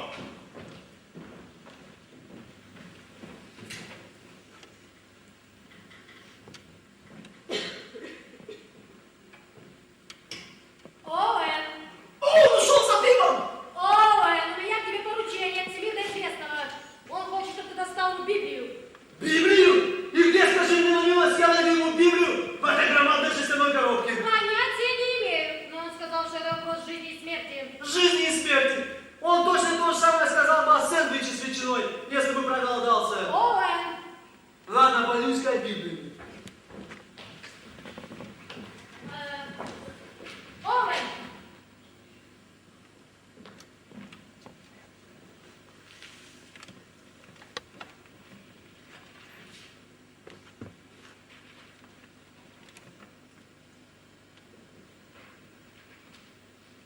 Хороший журнал? Да, хороший. Я одна из его крупнейших рекламодателей. Кроме шуток? Конечно. Я предпочла бы газеты, если бы смогла бы примирить свою совесть с рекламой в воскресных номерах. А чем вы занимаетесь?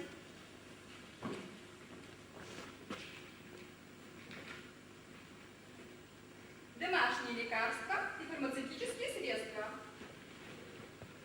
Таблетки Лаксуфру. Я президент компании. О, это что-то! Я надеюсь, депрессия не сильно ударила по фармацевтическому бизнесу? Нет, мы не сбили с курса. На самом деле наша прибыль удвоилась. Кроме шуток, в моей компании такой избыток наличности на данный момент, что я ищу, во что бы их вложить.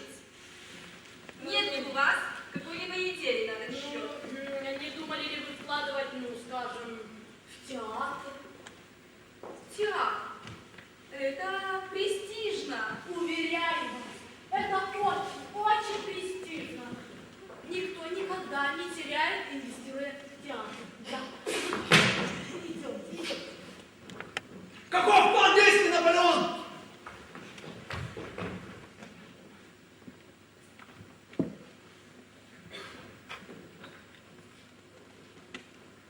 Я готов. Оуэн, у тебя есть $5? Есть! Но не для тебя. Ты что, принял эстафету от своего партнера Иды?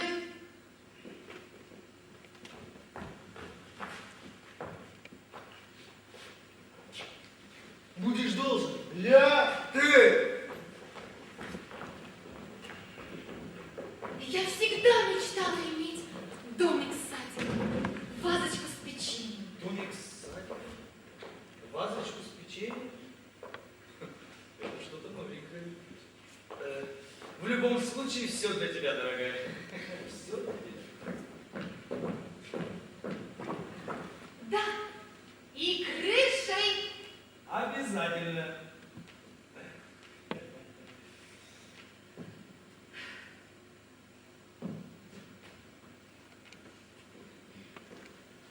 Дорогой, не забудь, пожалуйста, вазочку с печеньем.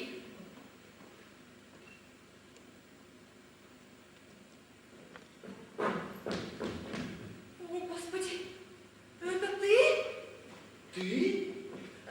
Чушь. Джеффи? Здравствуй, Лили. Услышал, что ты в поезде, вот и заглянул поздороваться. Уходи, Оскар. Мне нечего тебе сказать.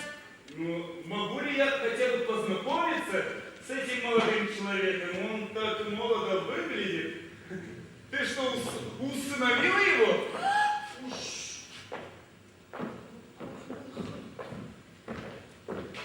Послушай, Джеффи, я тебя прямо сейчас предупреждаю. Не смей беспокоить мисс Гарланд. Я серьезно говорю. Мальчики, пожалуйста, без насилия. Я хочу, чтобы он ушел.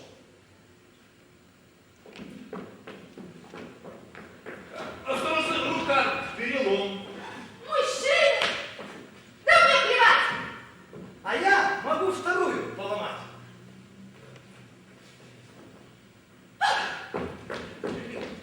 Ха!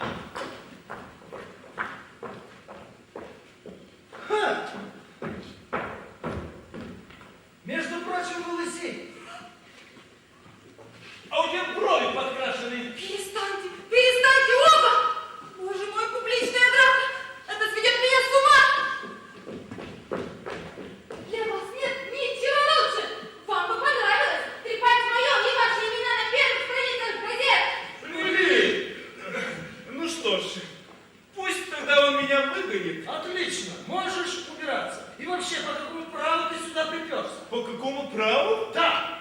По какому праву? Он что, ничего о нас с тобой не знает?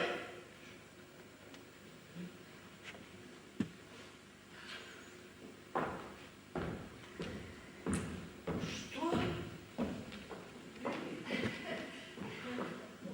Нет уж, я должен сказать свою позицию этому молодому человеку. О, Боже! Видите ли, мы с Лили когда-то были любовниками.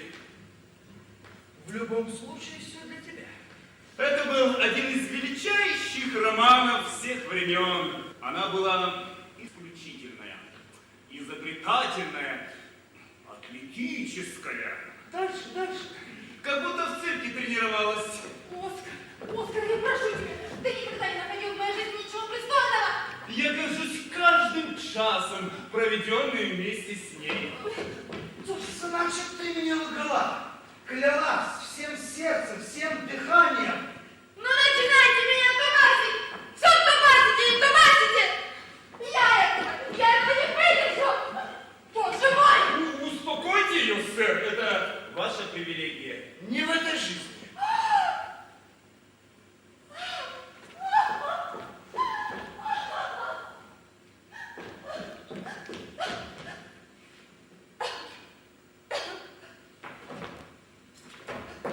Да, да, я лгала тебе! Но лишь чтобы сохранить нашу любовь, слышишь? Это из спектакля «Отелло». Заткнись, гнусный предатель! Убирайся вон!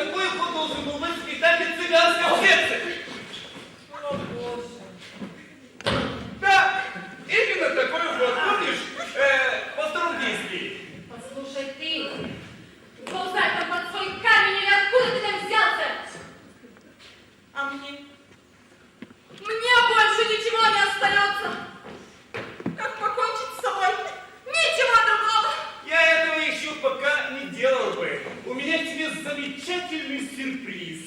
Миссис Гарнер, эти цветы только для вас. Ой, спасибо.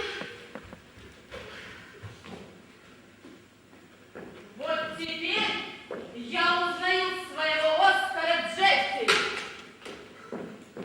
А я узнаю мою Лили Гарланд. Мою Лили Гарланд.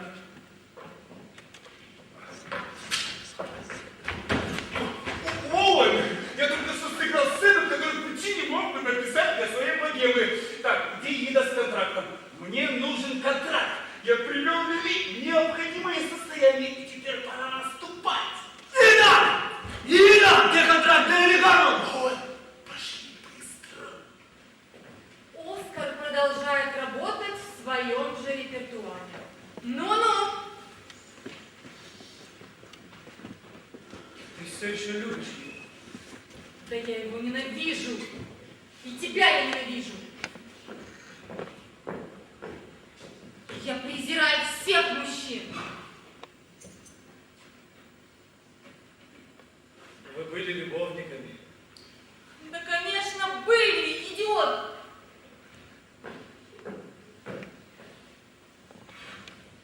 Я играла в 8 его постановках. Главной роли. Мы жили под одной крышей. И что ты думаешь, мы делали по ночам? В домино играли? Так зачем же ты мне лгала? Клялась в любви, чести.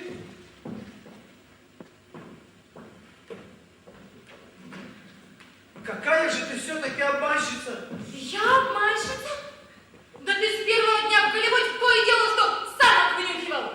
Но ты мужчина, а я женщина. И, между прочим, я лгала тебе обо всем и обо всех. Значит, карлика не было. Были 2 карлика, а у акробата был конь.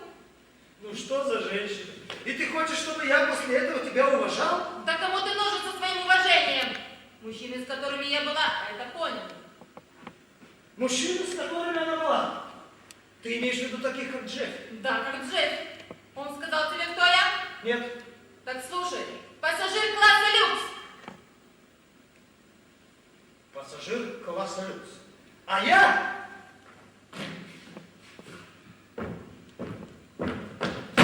Пассажир без багажа.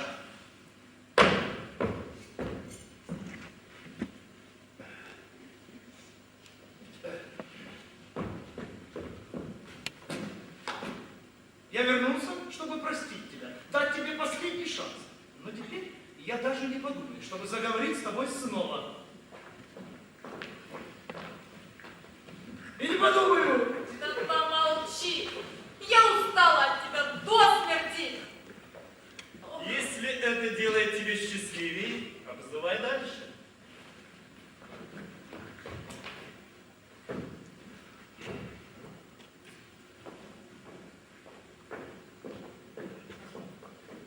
Я никогда не ценил твоего величия до того, как потерял тебя. В тот последний раз мы поссорились с тобой из-за процентной доли. Господи. А как насчет световых рекламок большими буквами? А твоя мания величия, что ты Уильям Шекспир, кардинал Ришелье и Далай-Лама вместе взятые? Нам так много предстояло сделать для нас обоих. Смотри, деньги, слава! Как жаль! Но мы ничего не знаем о любви. И бываем настоящими лишь от занавеса до занавеса.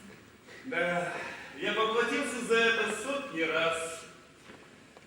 Когда я посмотрел этот твой фильм... Он тебе понравился?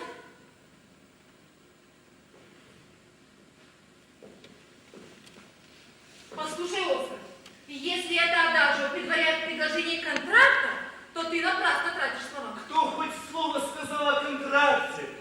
Как тебе не стыдно, Лили? Стыдно мне? Я пришел сюда с мечтой! Последняя золотая ступенька — роль великой куртизанки. Магдалина, Мария Магдалина, распутная проститутка, спасенная самим Иисусом Христом. Кто это написал? Это написал Бог. Я имею в виду, кто пьесу написал. Никто не знает. Понимаешь, Лили, я собираюсь ставить «Страсти Христова» в Нью-Йорке. Ты собираешься ставить «Страсти Христова» в Нью-Йорке? Самое, что ни на есть, безнравственная женщина соответственного возраста, охватывающая весь спектр от притона до славы. От притона до славы! Ты ее видишь, Лили? Ты ее видишь? Оскар, я вижу тебя. Тебя! Понтиус Пилат просит тебя выйти за него замуж, а ты смеешься ему в лицо. Ха-ха-ха-ха! Твой безжалостный страшный смех разносится по всему дворцу. От этого у него леденеет кровь. Император Нерон предлагает тебе половину своего царства. Никогда! Восклицаешь ты. Тогда император низко кланяется перед тобой. Ты отталкиваешь его. Ха!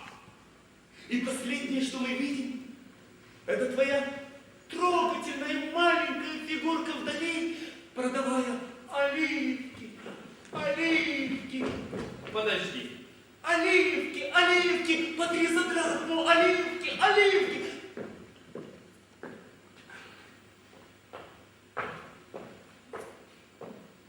Если спектакль продержится 5 лет, я не заработаю ни цента. Все деньги можешь забрать себе. Оливки. Оливки. Оливки. По 3 за драхму. Оскар, да тебя в детстве действительно уронили вниз головой. Ты собираешься поставить «Страсти Христова» в Нью-Йорке? Да у тебя на счету нет даже $100. Да могу я достать все необходимые деньги. Могу достать все необходимые деньги. И я знаю, как ты их можешь достать. Заполучишь мою подпись, а потом будешь торговать ею в разнос? Нет уж, спасибо. Ты наслушалась того, что говорят тебе мои враги. Ида. Ида вот мне все рассказала, что ты остался без гроша. Оскар, ты разорен, банкрот. Так я же предоставляю тебе шанс стать бессмертной! Спасибо, но я предпочитаю оставаться смертной. Шанс стать бессмертной! Я создал тебя, научил всему, что ты умеешь. Твоя походка, твое слово, вот даже твое имя, Лили Даймонд, все это дал тебе я! Изменница, презренная Мордехай! Но, Оскар, послушай, ты понятия не имеешь, что у меня там за дверью. Хелен Кларк, она признанная королева медицины. А она миллионер.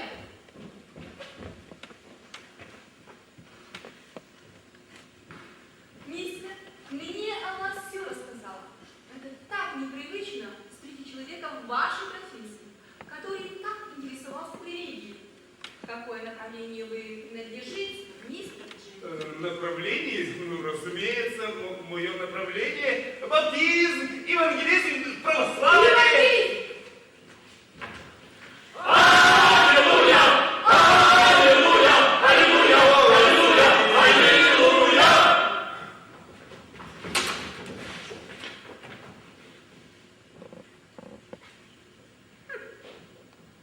Оуэн.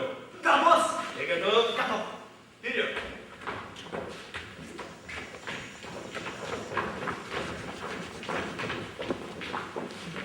Действуй.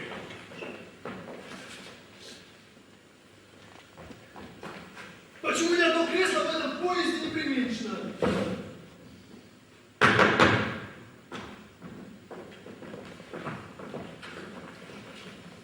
Знаешь, Лили, у меня хорошие новости. Нет, не то, что хорошие, а впечатляющие новости. Да как ты посмел прийти снова? Как ты посмел? Ты можешь меня выслушать? У страстей Христовых есть сейчас спонсор. Ой, Оскар, я тебя прошу. Это правда. Она что-то вроде религиозного фанатика, знает Библию наизусть вдоль и поперек. И она подписала нам чек. Ой, это правда? Безусловно, Лили. Да-да, клянусь могилой матери. Его мать жива. Ну, не в этом дело. Слушай, Лили, ты можешь с ней встретиться. Ее зовут Хелен Кларк. Можешь спросить у нее самой. И почему это звучит для меня так подозрительно? Как будто фирменное блюдо Оскара Джеффи. Ради всего святого, женщина, ты хочешь сыграть в этой постановке или нет? Оскар, ты же знаешь, я готова сквозь огонь пройти, чтобы сыграть в еще одной поистине великой постановке. Но когда я вспомню, сколько раз ты давал мне обещания, и никогда их не выполнял.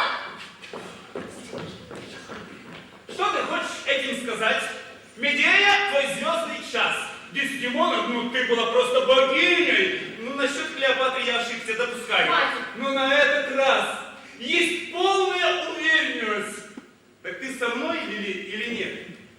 Да или нет? Да, Оскар, я с тобой, конечно. Всей душой? 10 тысяч долларов в неделю, шофер, лимузин 5-звездочный, а то не решалась сегодня. Всей душой. Мы же понимаем друг друга, Лили. Я хочу познакомить Хелен Кларк с великой Лили Гарланд.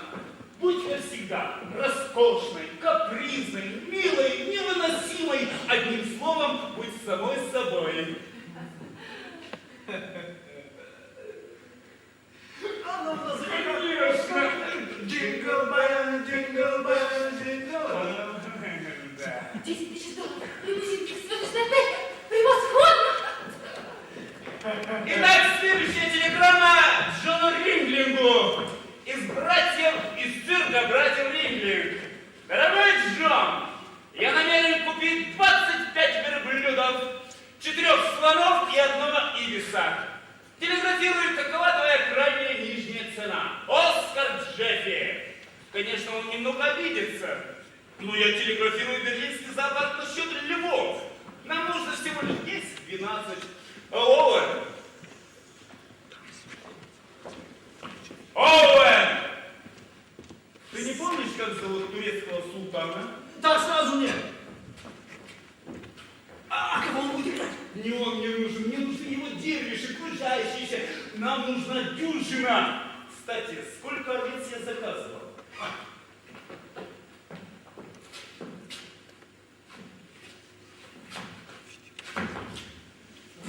Исправно 50. У нас должно быть целое стадо. А теперь записывай телеграмму Рихарду Штраусу. Композитору? Нет, сантехнику. Конечно же, композитору. Дорогой Рихард! Дорогой сантехник, Необходимо, чтобы ты написал музыку к страстям Христовым. необходимо, чтобы ты написал музыку к страстям. Она о Христе. Она о Христе. Желательно, чтобы оно звучало, как в Соломее. Желательно, чтобы она звучала как в Соломии. Ну, чтобы на этот раз было поменьше волторны. Но на этот раз поменьше волторны. Давай встретимся вместе в четверг и пообедаем вместе в ресторане Пальм Корт. Давай пообедаем вместе в четверг в ресторане Пальмхорн. Оскар Джеффи. Президент Рузвельт. У меня великолепная новость, Оскар! Я нашла миссис Кларк! Мы нашли первую часть рукописи, но второй пока еще нет. Но я могу рассказать, что в ней происходит. Христос умирает. Он парит на небесах вместе с поющими ангелами. В Германии мы использовали фейерверки. Хорошо, оставьте, что у вас есть, и продолжайте искать. Но тут я вижу по-немецки. Но я могу сделать перевод. И я знаю по-немецки так же хорошо, как и по-английски. Маэстро, вы не желаете с нами поужинать?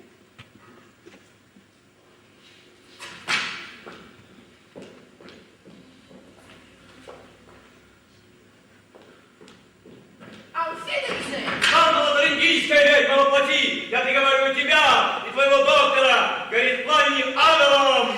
Что ты, Ты со мной как разговаривать, ты несчастный актер. Что это было? Понятия не имею. Сюда идет миссис Клад со своей Библией большим жирным чеком. Превосходно. Ты еще не готова, Лили? А ты оставишь меня хоть на минуту в покое, сукин сын!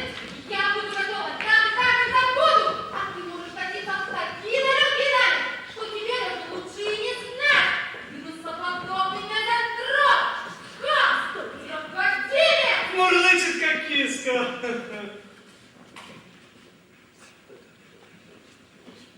Сейчас придет. Мисс Веб сказала, что у вас есть Библия, которую вы можете одолжить.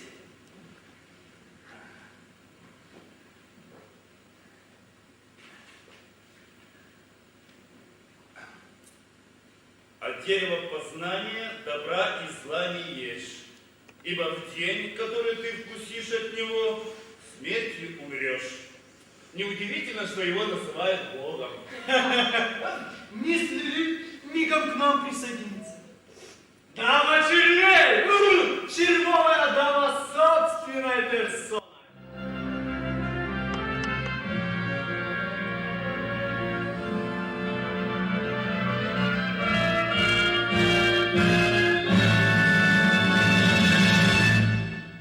Who writes the words and music for all the girlish shows?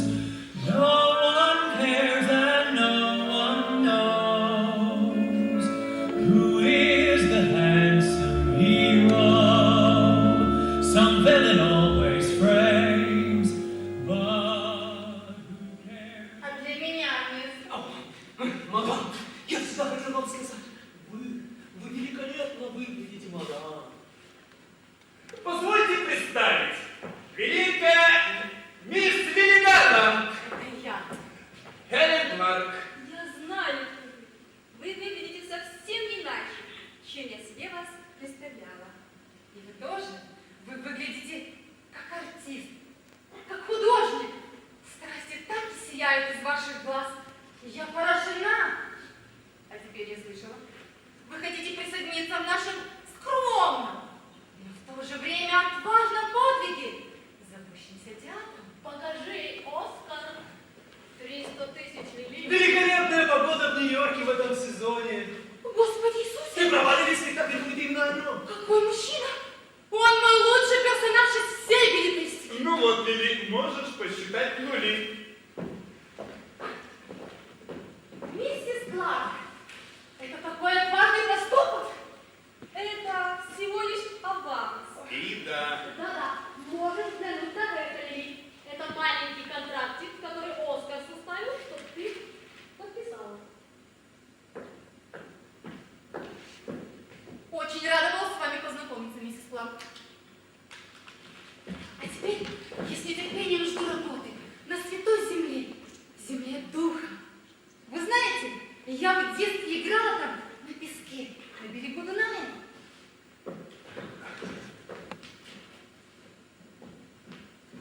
Очень рада была с вами познакомиться. Я тоже.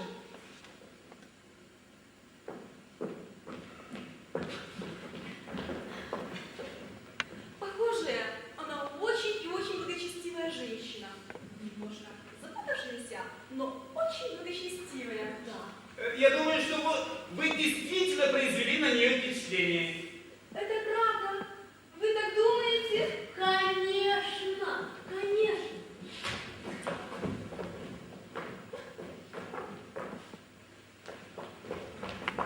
Миссис Кларк, я хочу вас познакомить с замечательным человеком, одним из величайших артистов мира. Я уговорил ее и ее коллег сыграть в нашей постановке. Какую роль она будет играть? Я исполняю роль Христа. Да, эту роль она исполняет вот уже 10 лет, а до нее исполнял ее отец, а отец отца до того. И две тети и племянник, который заикался, поэтому не был так хорош в своей роли. Ну, это действительно сюрприз, мистер Джеффи. Больше я ничего не хочу говорить. Подождите, мисс Кларк, зачем так волноваться?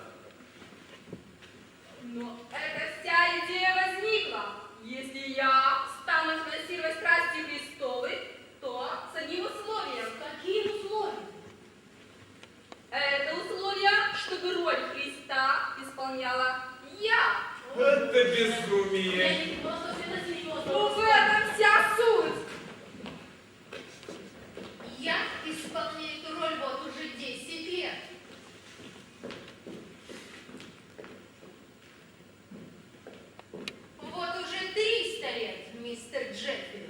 Баронесса?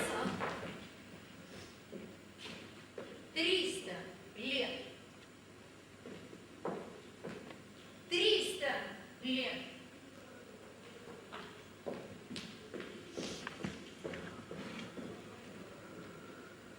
Что это было? Что это было? Евангелист. Если миссис Кларк хочет сыграть Иисуса Христа, пусть сыграет. Она Христос. Вы Христос. Я Христос. Безусловно. И мы начинаем репетиции через 6 недель. И вам не надо беспокоиться насчет знания текста, мистер Джеффри. Я знаю каждое слово. Замечательно. Мы начинаем репетиции ровно через 6 недель. Через 6 недель. Я знаю даже самые нелюбимые мною отрывки. Надо верить.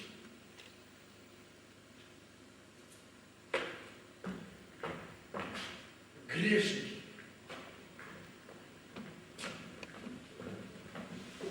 Ты что, дашь сыграть ей Иисуса Христа? Царя царей! Ты что, ненормальная? Я не дам есть тебе даже Кинг-Конга! Ида, я подумал о твоем повышении. По дороге, по приезду в Нью-Йорк напомни мне, чтобы я дал тебе секретаря. Гарсон, чай мне! Гарсон, чай для мистера Джеффри, если он заплатит. Проводник, скоро ли мы прибудем в Кливленд? Наш поезд прибудет ровно через 7 минут. Я надеюсь, она не доставила вам никаких неприятностей. Леди из КПД. Наша миссис Кларк? Нет, что вы. Понимаете, мы пытались это скрыть от пассажиров, чтобы не тревожить их. Это Кларк, это она расклеила наклейки по всему поезду. Это наглая ложь, она президент компании. Бывший президент. Мы получили телеграмму, что она сбежала из психушки. Бедная женщина. Нам конец. Власти заберут ее через 5 минут. Бедная женщина. Проводник, подождите.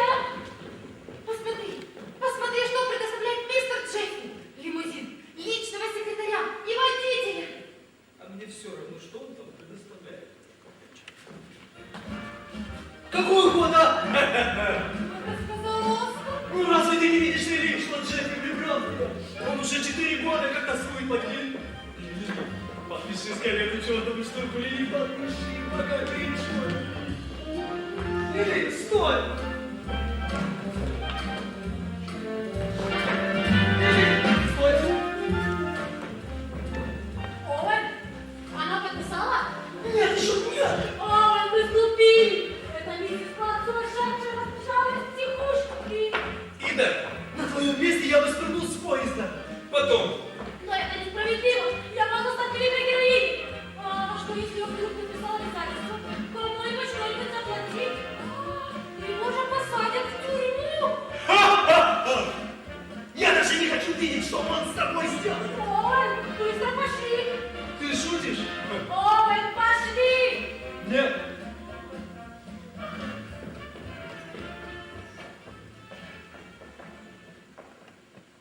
Вначале было слово, и слово было у Бога, и слово было Бог. В нем была жизнь, и жизнь свет человеков. Да. Вот, стоп! Помогите меня! Ой! Помогите! Что, черт возьми, здесь происходит? А ну, перестань рассудки! Скорая помощь! Скорая помощь! Что ты делаешь? Этот человек напал на меня, схватил и напал! Простите, мистер Джеффри, они ошиблись. В поезде сумасшедший, мы пытаемся его найти. Сумасшедший? Женщина по фамилии Кларк. Совершенно верно, она сбежала из психушки. Ида! Ида! Минуточку, проводник. Не Хелен ли Кларк это? Совершенно верно, мисс Гарланд. Она подписывает недействительные чеки, воображает из себя Иисуса Христа или что-то в этом роде. Безумный мир. Прошу прощения, проводник. Дело в том, что моя жена ожидает тройну. Вы не могли бы мне помочь с удовольствием? Подождите минутку. Господи, у меня кружится голова, все вертится вокруг. Овен и воды! Опущенный с небес на землю. Привет, Лили. Как поживает самая очаровательная девушка от всех 10 материков? Макс Джейкобс? Макс Джейкобс. Макс Джейкобс! Рад тебя видеть, детка. У меня для тебя новая пьеса «Унесенные ветром», и она как раз тебе в пору. Ну что скажешь, договоримся? Договоримся, Макс. По рукам? Нет, стоп! По рукам!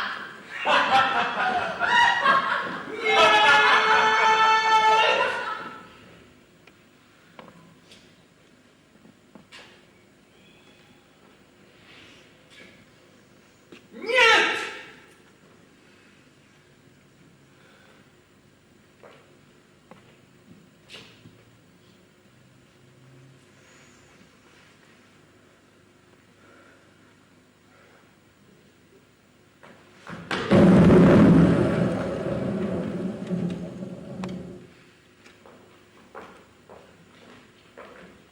Я почувствовал все это еще в Нью-Йорке. Предчувствие пришло ко мне, как гром победы среди ясного неба. «Макс Джейкобс», — сказал я себе, — «твоя девочка в беде, и если ты не предпримешь что-нибудь прямо сейчас, то ты потеряешь ее навсегда». Спасибо, Макс. Я всегда это знала. А сейчас? Бизнес! Shadows on the wall, I can see them fall. Действие третье. Последние лучи убывающей луны пробиваются сквозь мерцающий шум. Эмили пытается приподняться, стараясь опереться на края начала. Настоящего так много радости в детстве. Она оглядывается вокруг. Вблизи сидит Джимми. Его глаза опухли от слез и умер. Джимми! Если в этой жизни тобой, чего бы я не имела слишком много. Потом Джимми берет меня на руки, зачарованно смотрит мне в глаза и говорит: любимая, не нужно больше цветов. Ты единственная весна, которая мне всегда была нужна.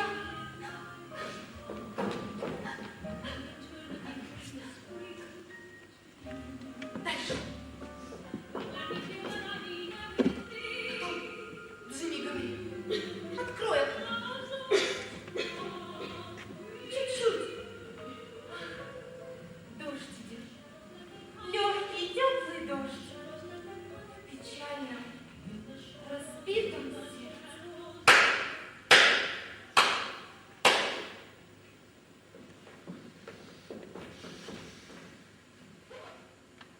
Какая безупречная смерть. И такая простая. А теперь представь себе, Лили, как ты вонзишь свои клыки в эту штуку. Ну, Макс, каков твой приговор? К репетициям приступим? Ну. Макс, я чувствую, что эта пьеса написана для меня. Не были радости и горе. Как этот туберкулез. Ну, знаешь, любимая, знаешь, Да. мы, пожалуй, не будем откладывать это дело в долгий ящик, и завтра же в адвокатской конторе оформим контракт. Ты получишь свои деньги и без дураков. Вот это приятно слышать. А сейчас только факты. Ну, конечно, только факты.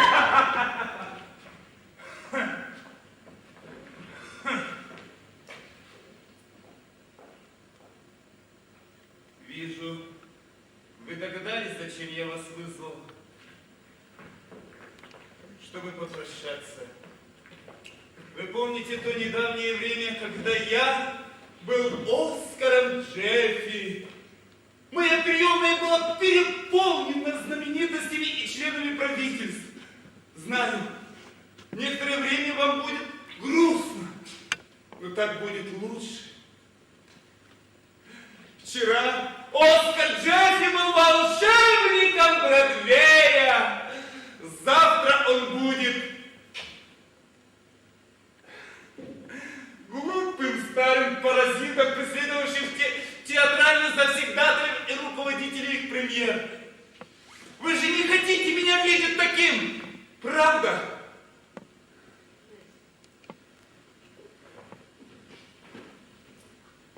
Приди, вестник смерти с пропуском в рай или в ад.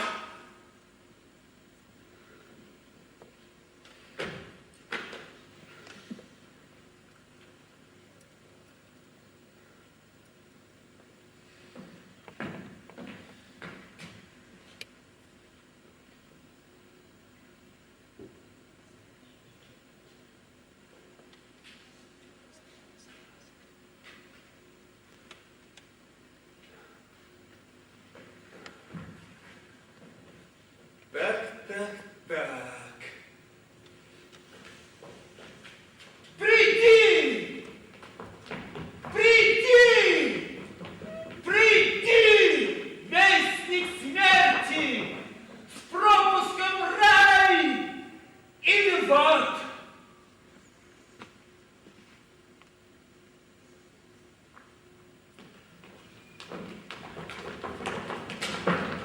В рай или в ад!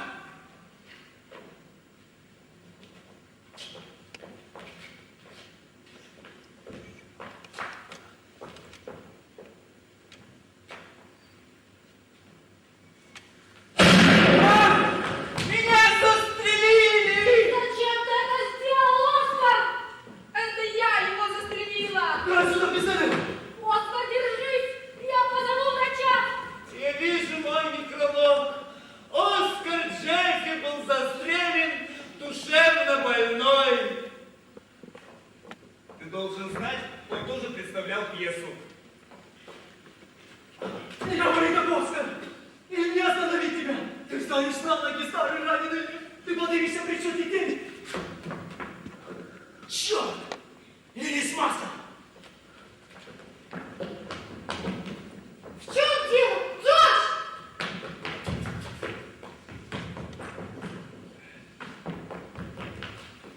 Кажется, произошел какой-то несчастный случай. Макс, что произошло? Дайте застрелили! Убить стреляй! Отдать предать!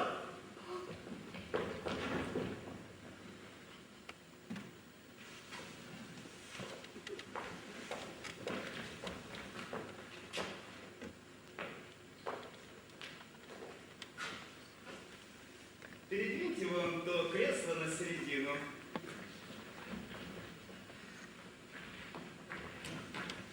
Нет, чуть в сторону от середины. Да. И вон то кресло отодвиньте подальше.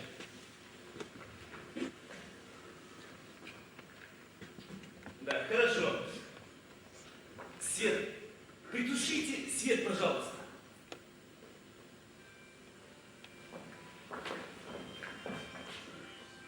И немного музыки. In the heart of little old New York, you'll find a thoroughfare. It's got a bar Оскар, Да. that runs into night. это я, Лили. Подойди ко мне. Я здесь. Я рядом. Лили, Лили, где твоя рука? Дай руку.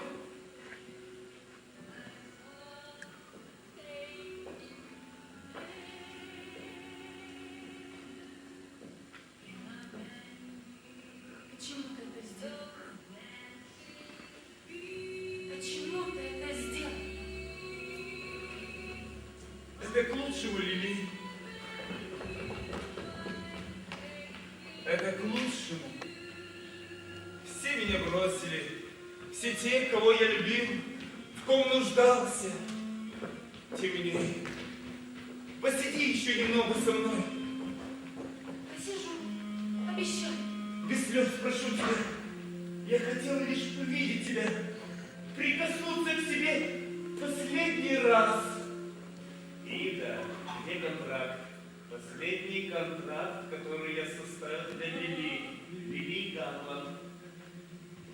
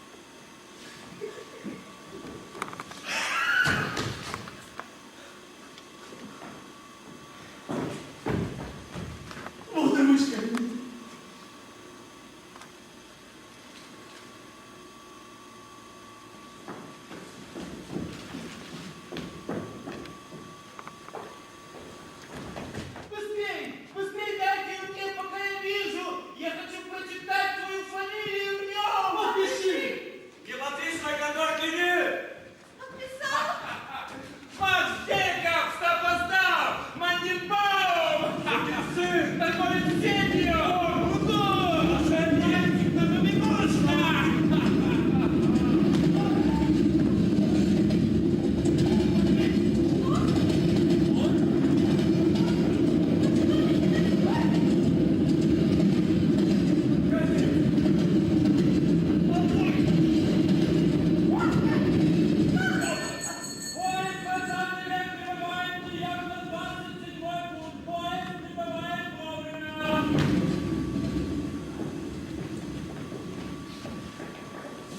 Оскар, у меня есть для тебя $5.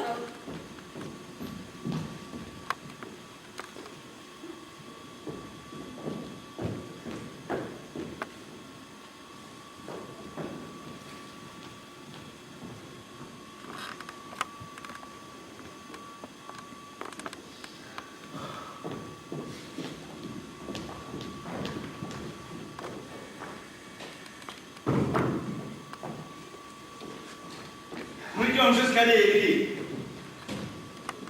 Роберт, это Нью-Йорк. Здесь никто не заботится о сексе. Они просто им все время занимаются. Поверить не могу, что Джеффи ставит не мою пьесу, а унесенные ветром. Это еще раз доказывает, что у него абсолютно отсутствует вкус. Я все-таки не пойму. Ты же мне говорил, что он с Максом Джейкобсом враги. Так они и есть враги. Заполучив контракт с Лили, он съел ее с потрохами. И теперь Джейкобсу, чтобы вернуть ее, нужно отдать 50% трат на эту постановку. Теперь они продюсеры. В общем, вся дешуль. И ты хочешь заняться этим бизнесом? Отчаянно.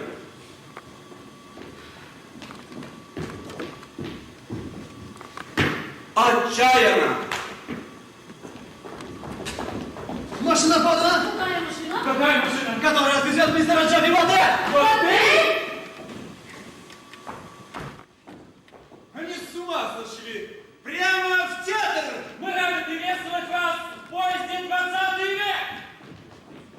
Прямо в театр! Мы рады приветствовать вас в поезде 20 век! Then I'll change your point of view.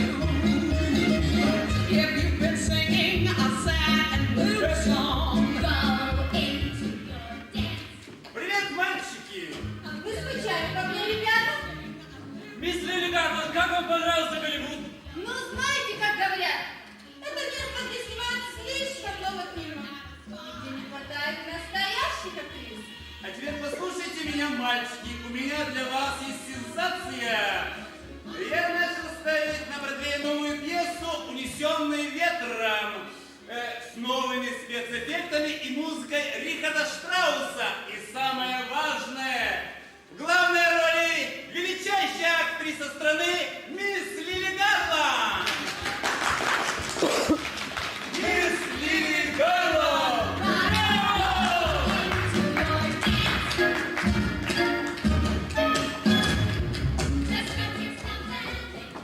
Ну вот, мы снова одни. Как Геатрис и Бенедикт, король Артур и королева Гвиневра. Цезарь и Лукреция Борджиа. Цезарь и Лукреция Борджиа.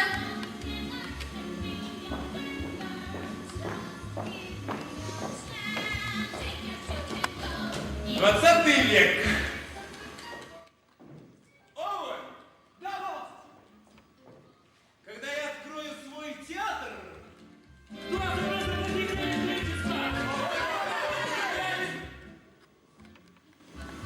Кстати, я хочу, чтобы Коко Шанель шила мне костюмы. На этот раз мы используем Эльзу Скиапарелли. Любимый, но ты ничего не смыслишь в моде.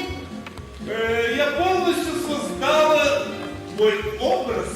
Но ты даже не знаком со Скиапарелли. Я придумал Скиапарелли. Ее зовут... Это Бernштейн из Алтуны, штат Пенсильвания. Да, это Бенштейн из... Из Алтуны, штат Именно Не так. будь, пожалуйста, дорогой.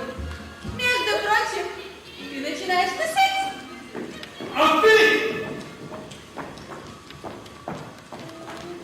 А ты? Все как в старые добрые времена. Ну разве это не прекрасно, Лиза? Аллилуйя! Аллилуйя!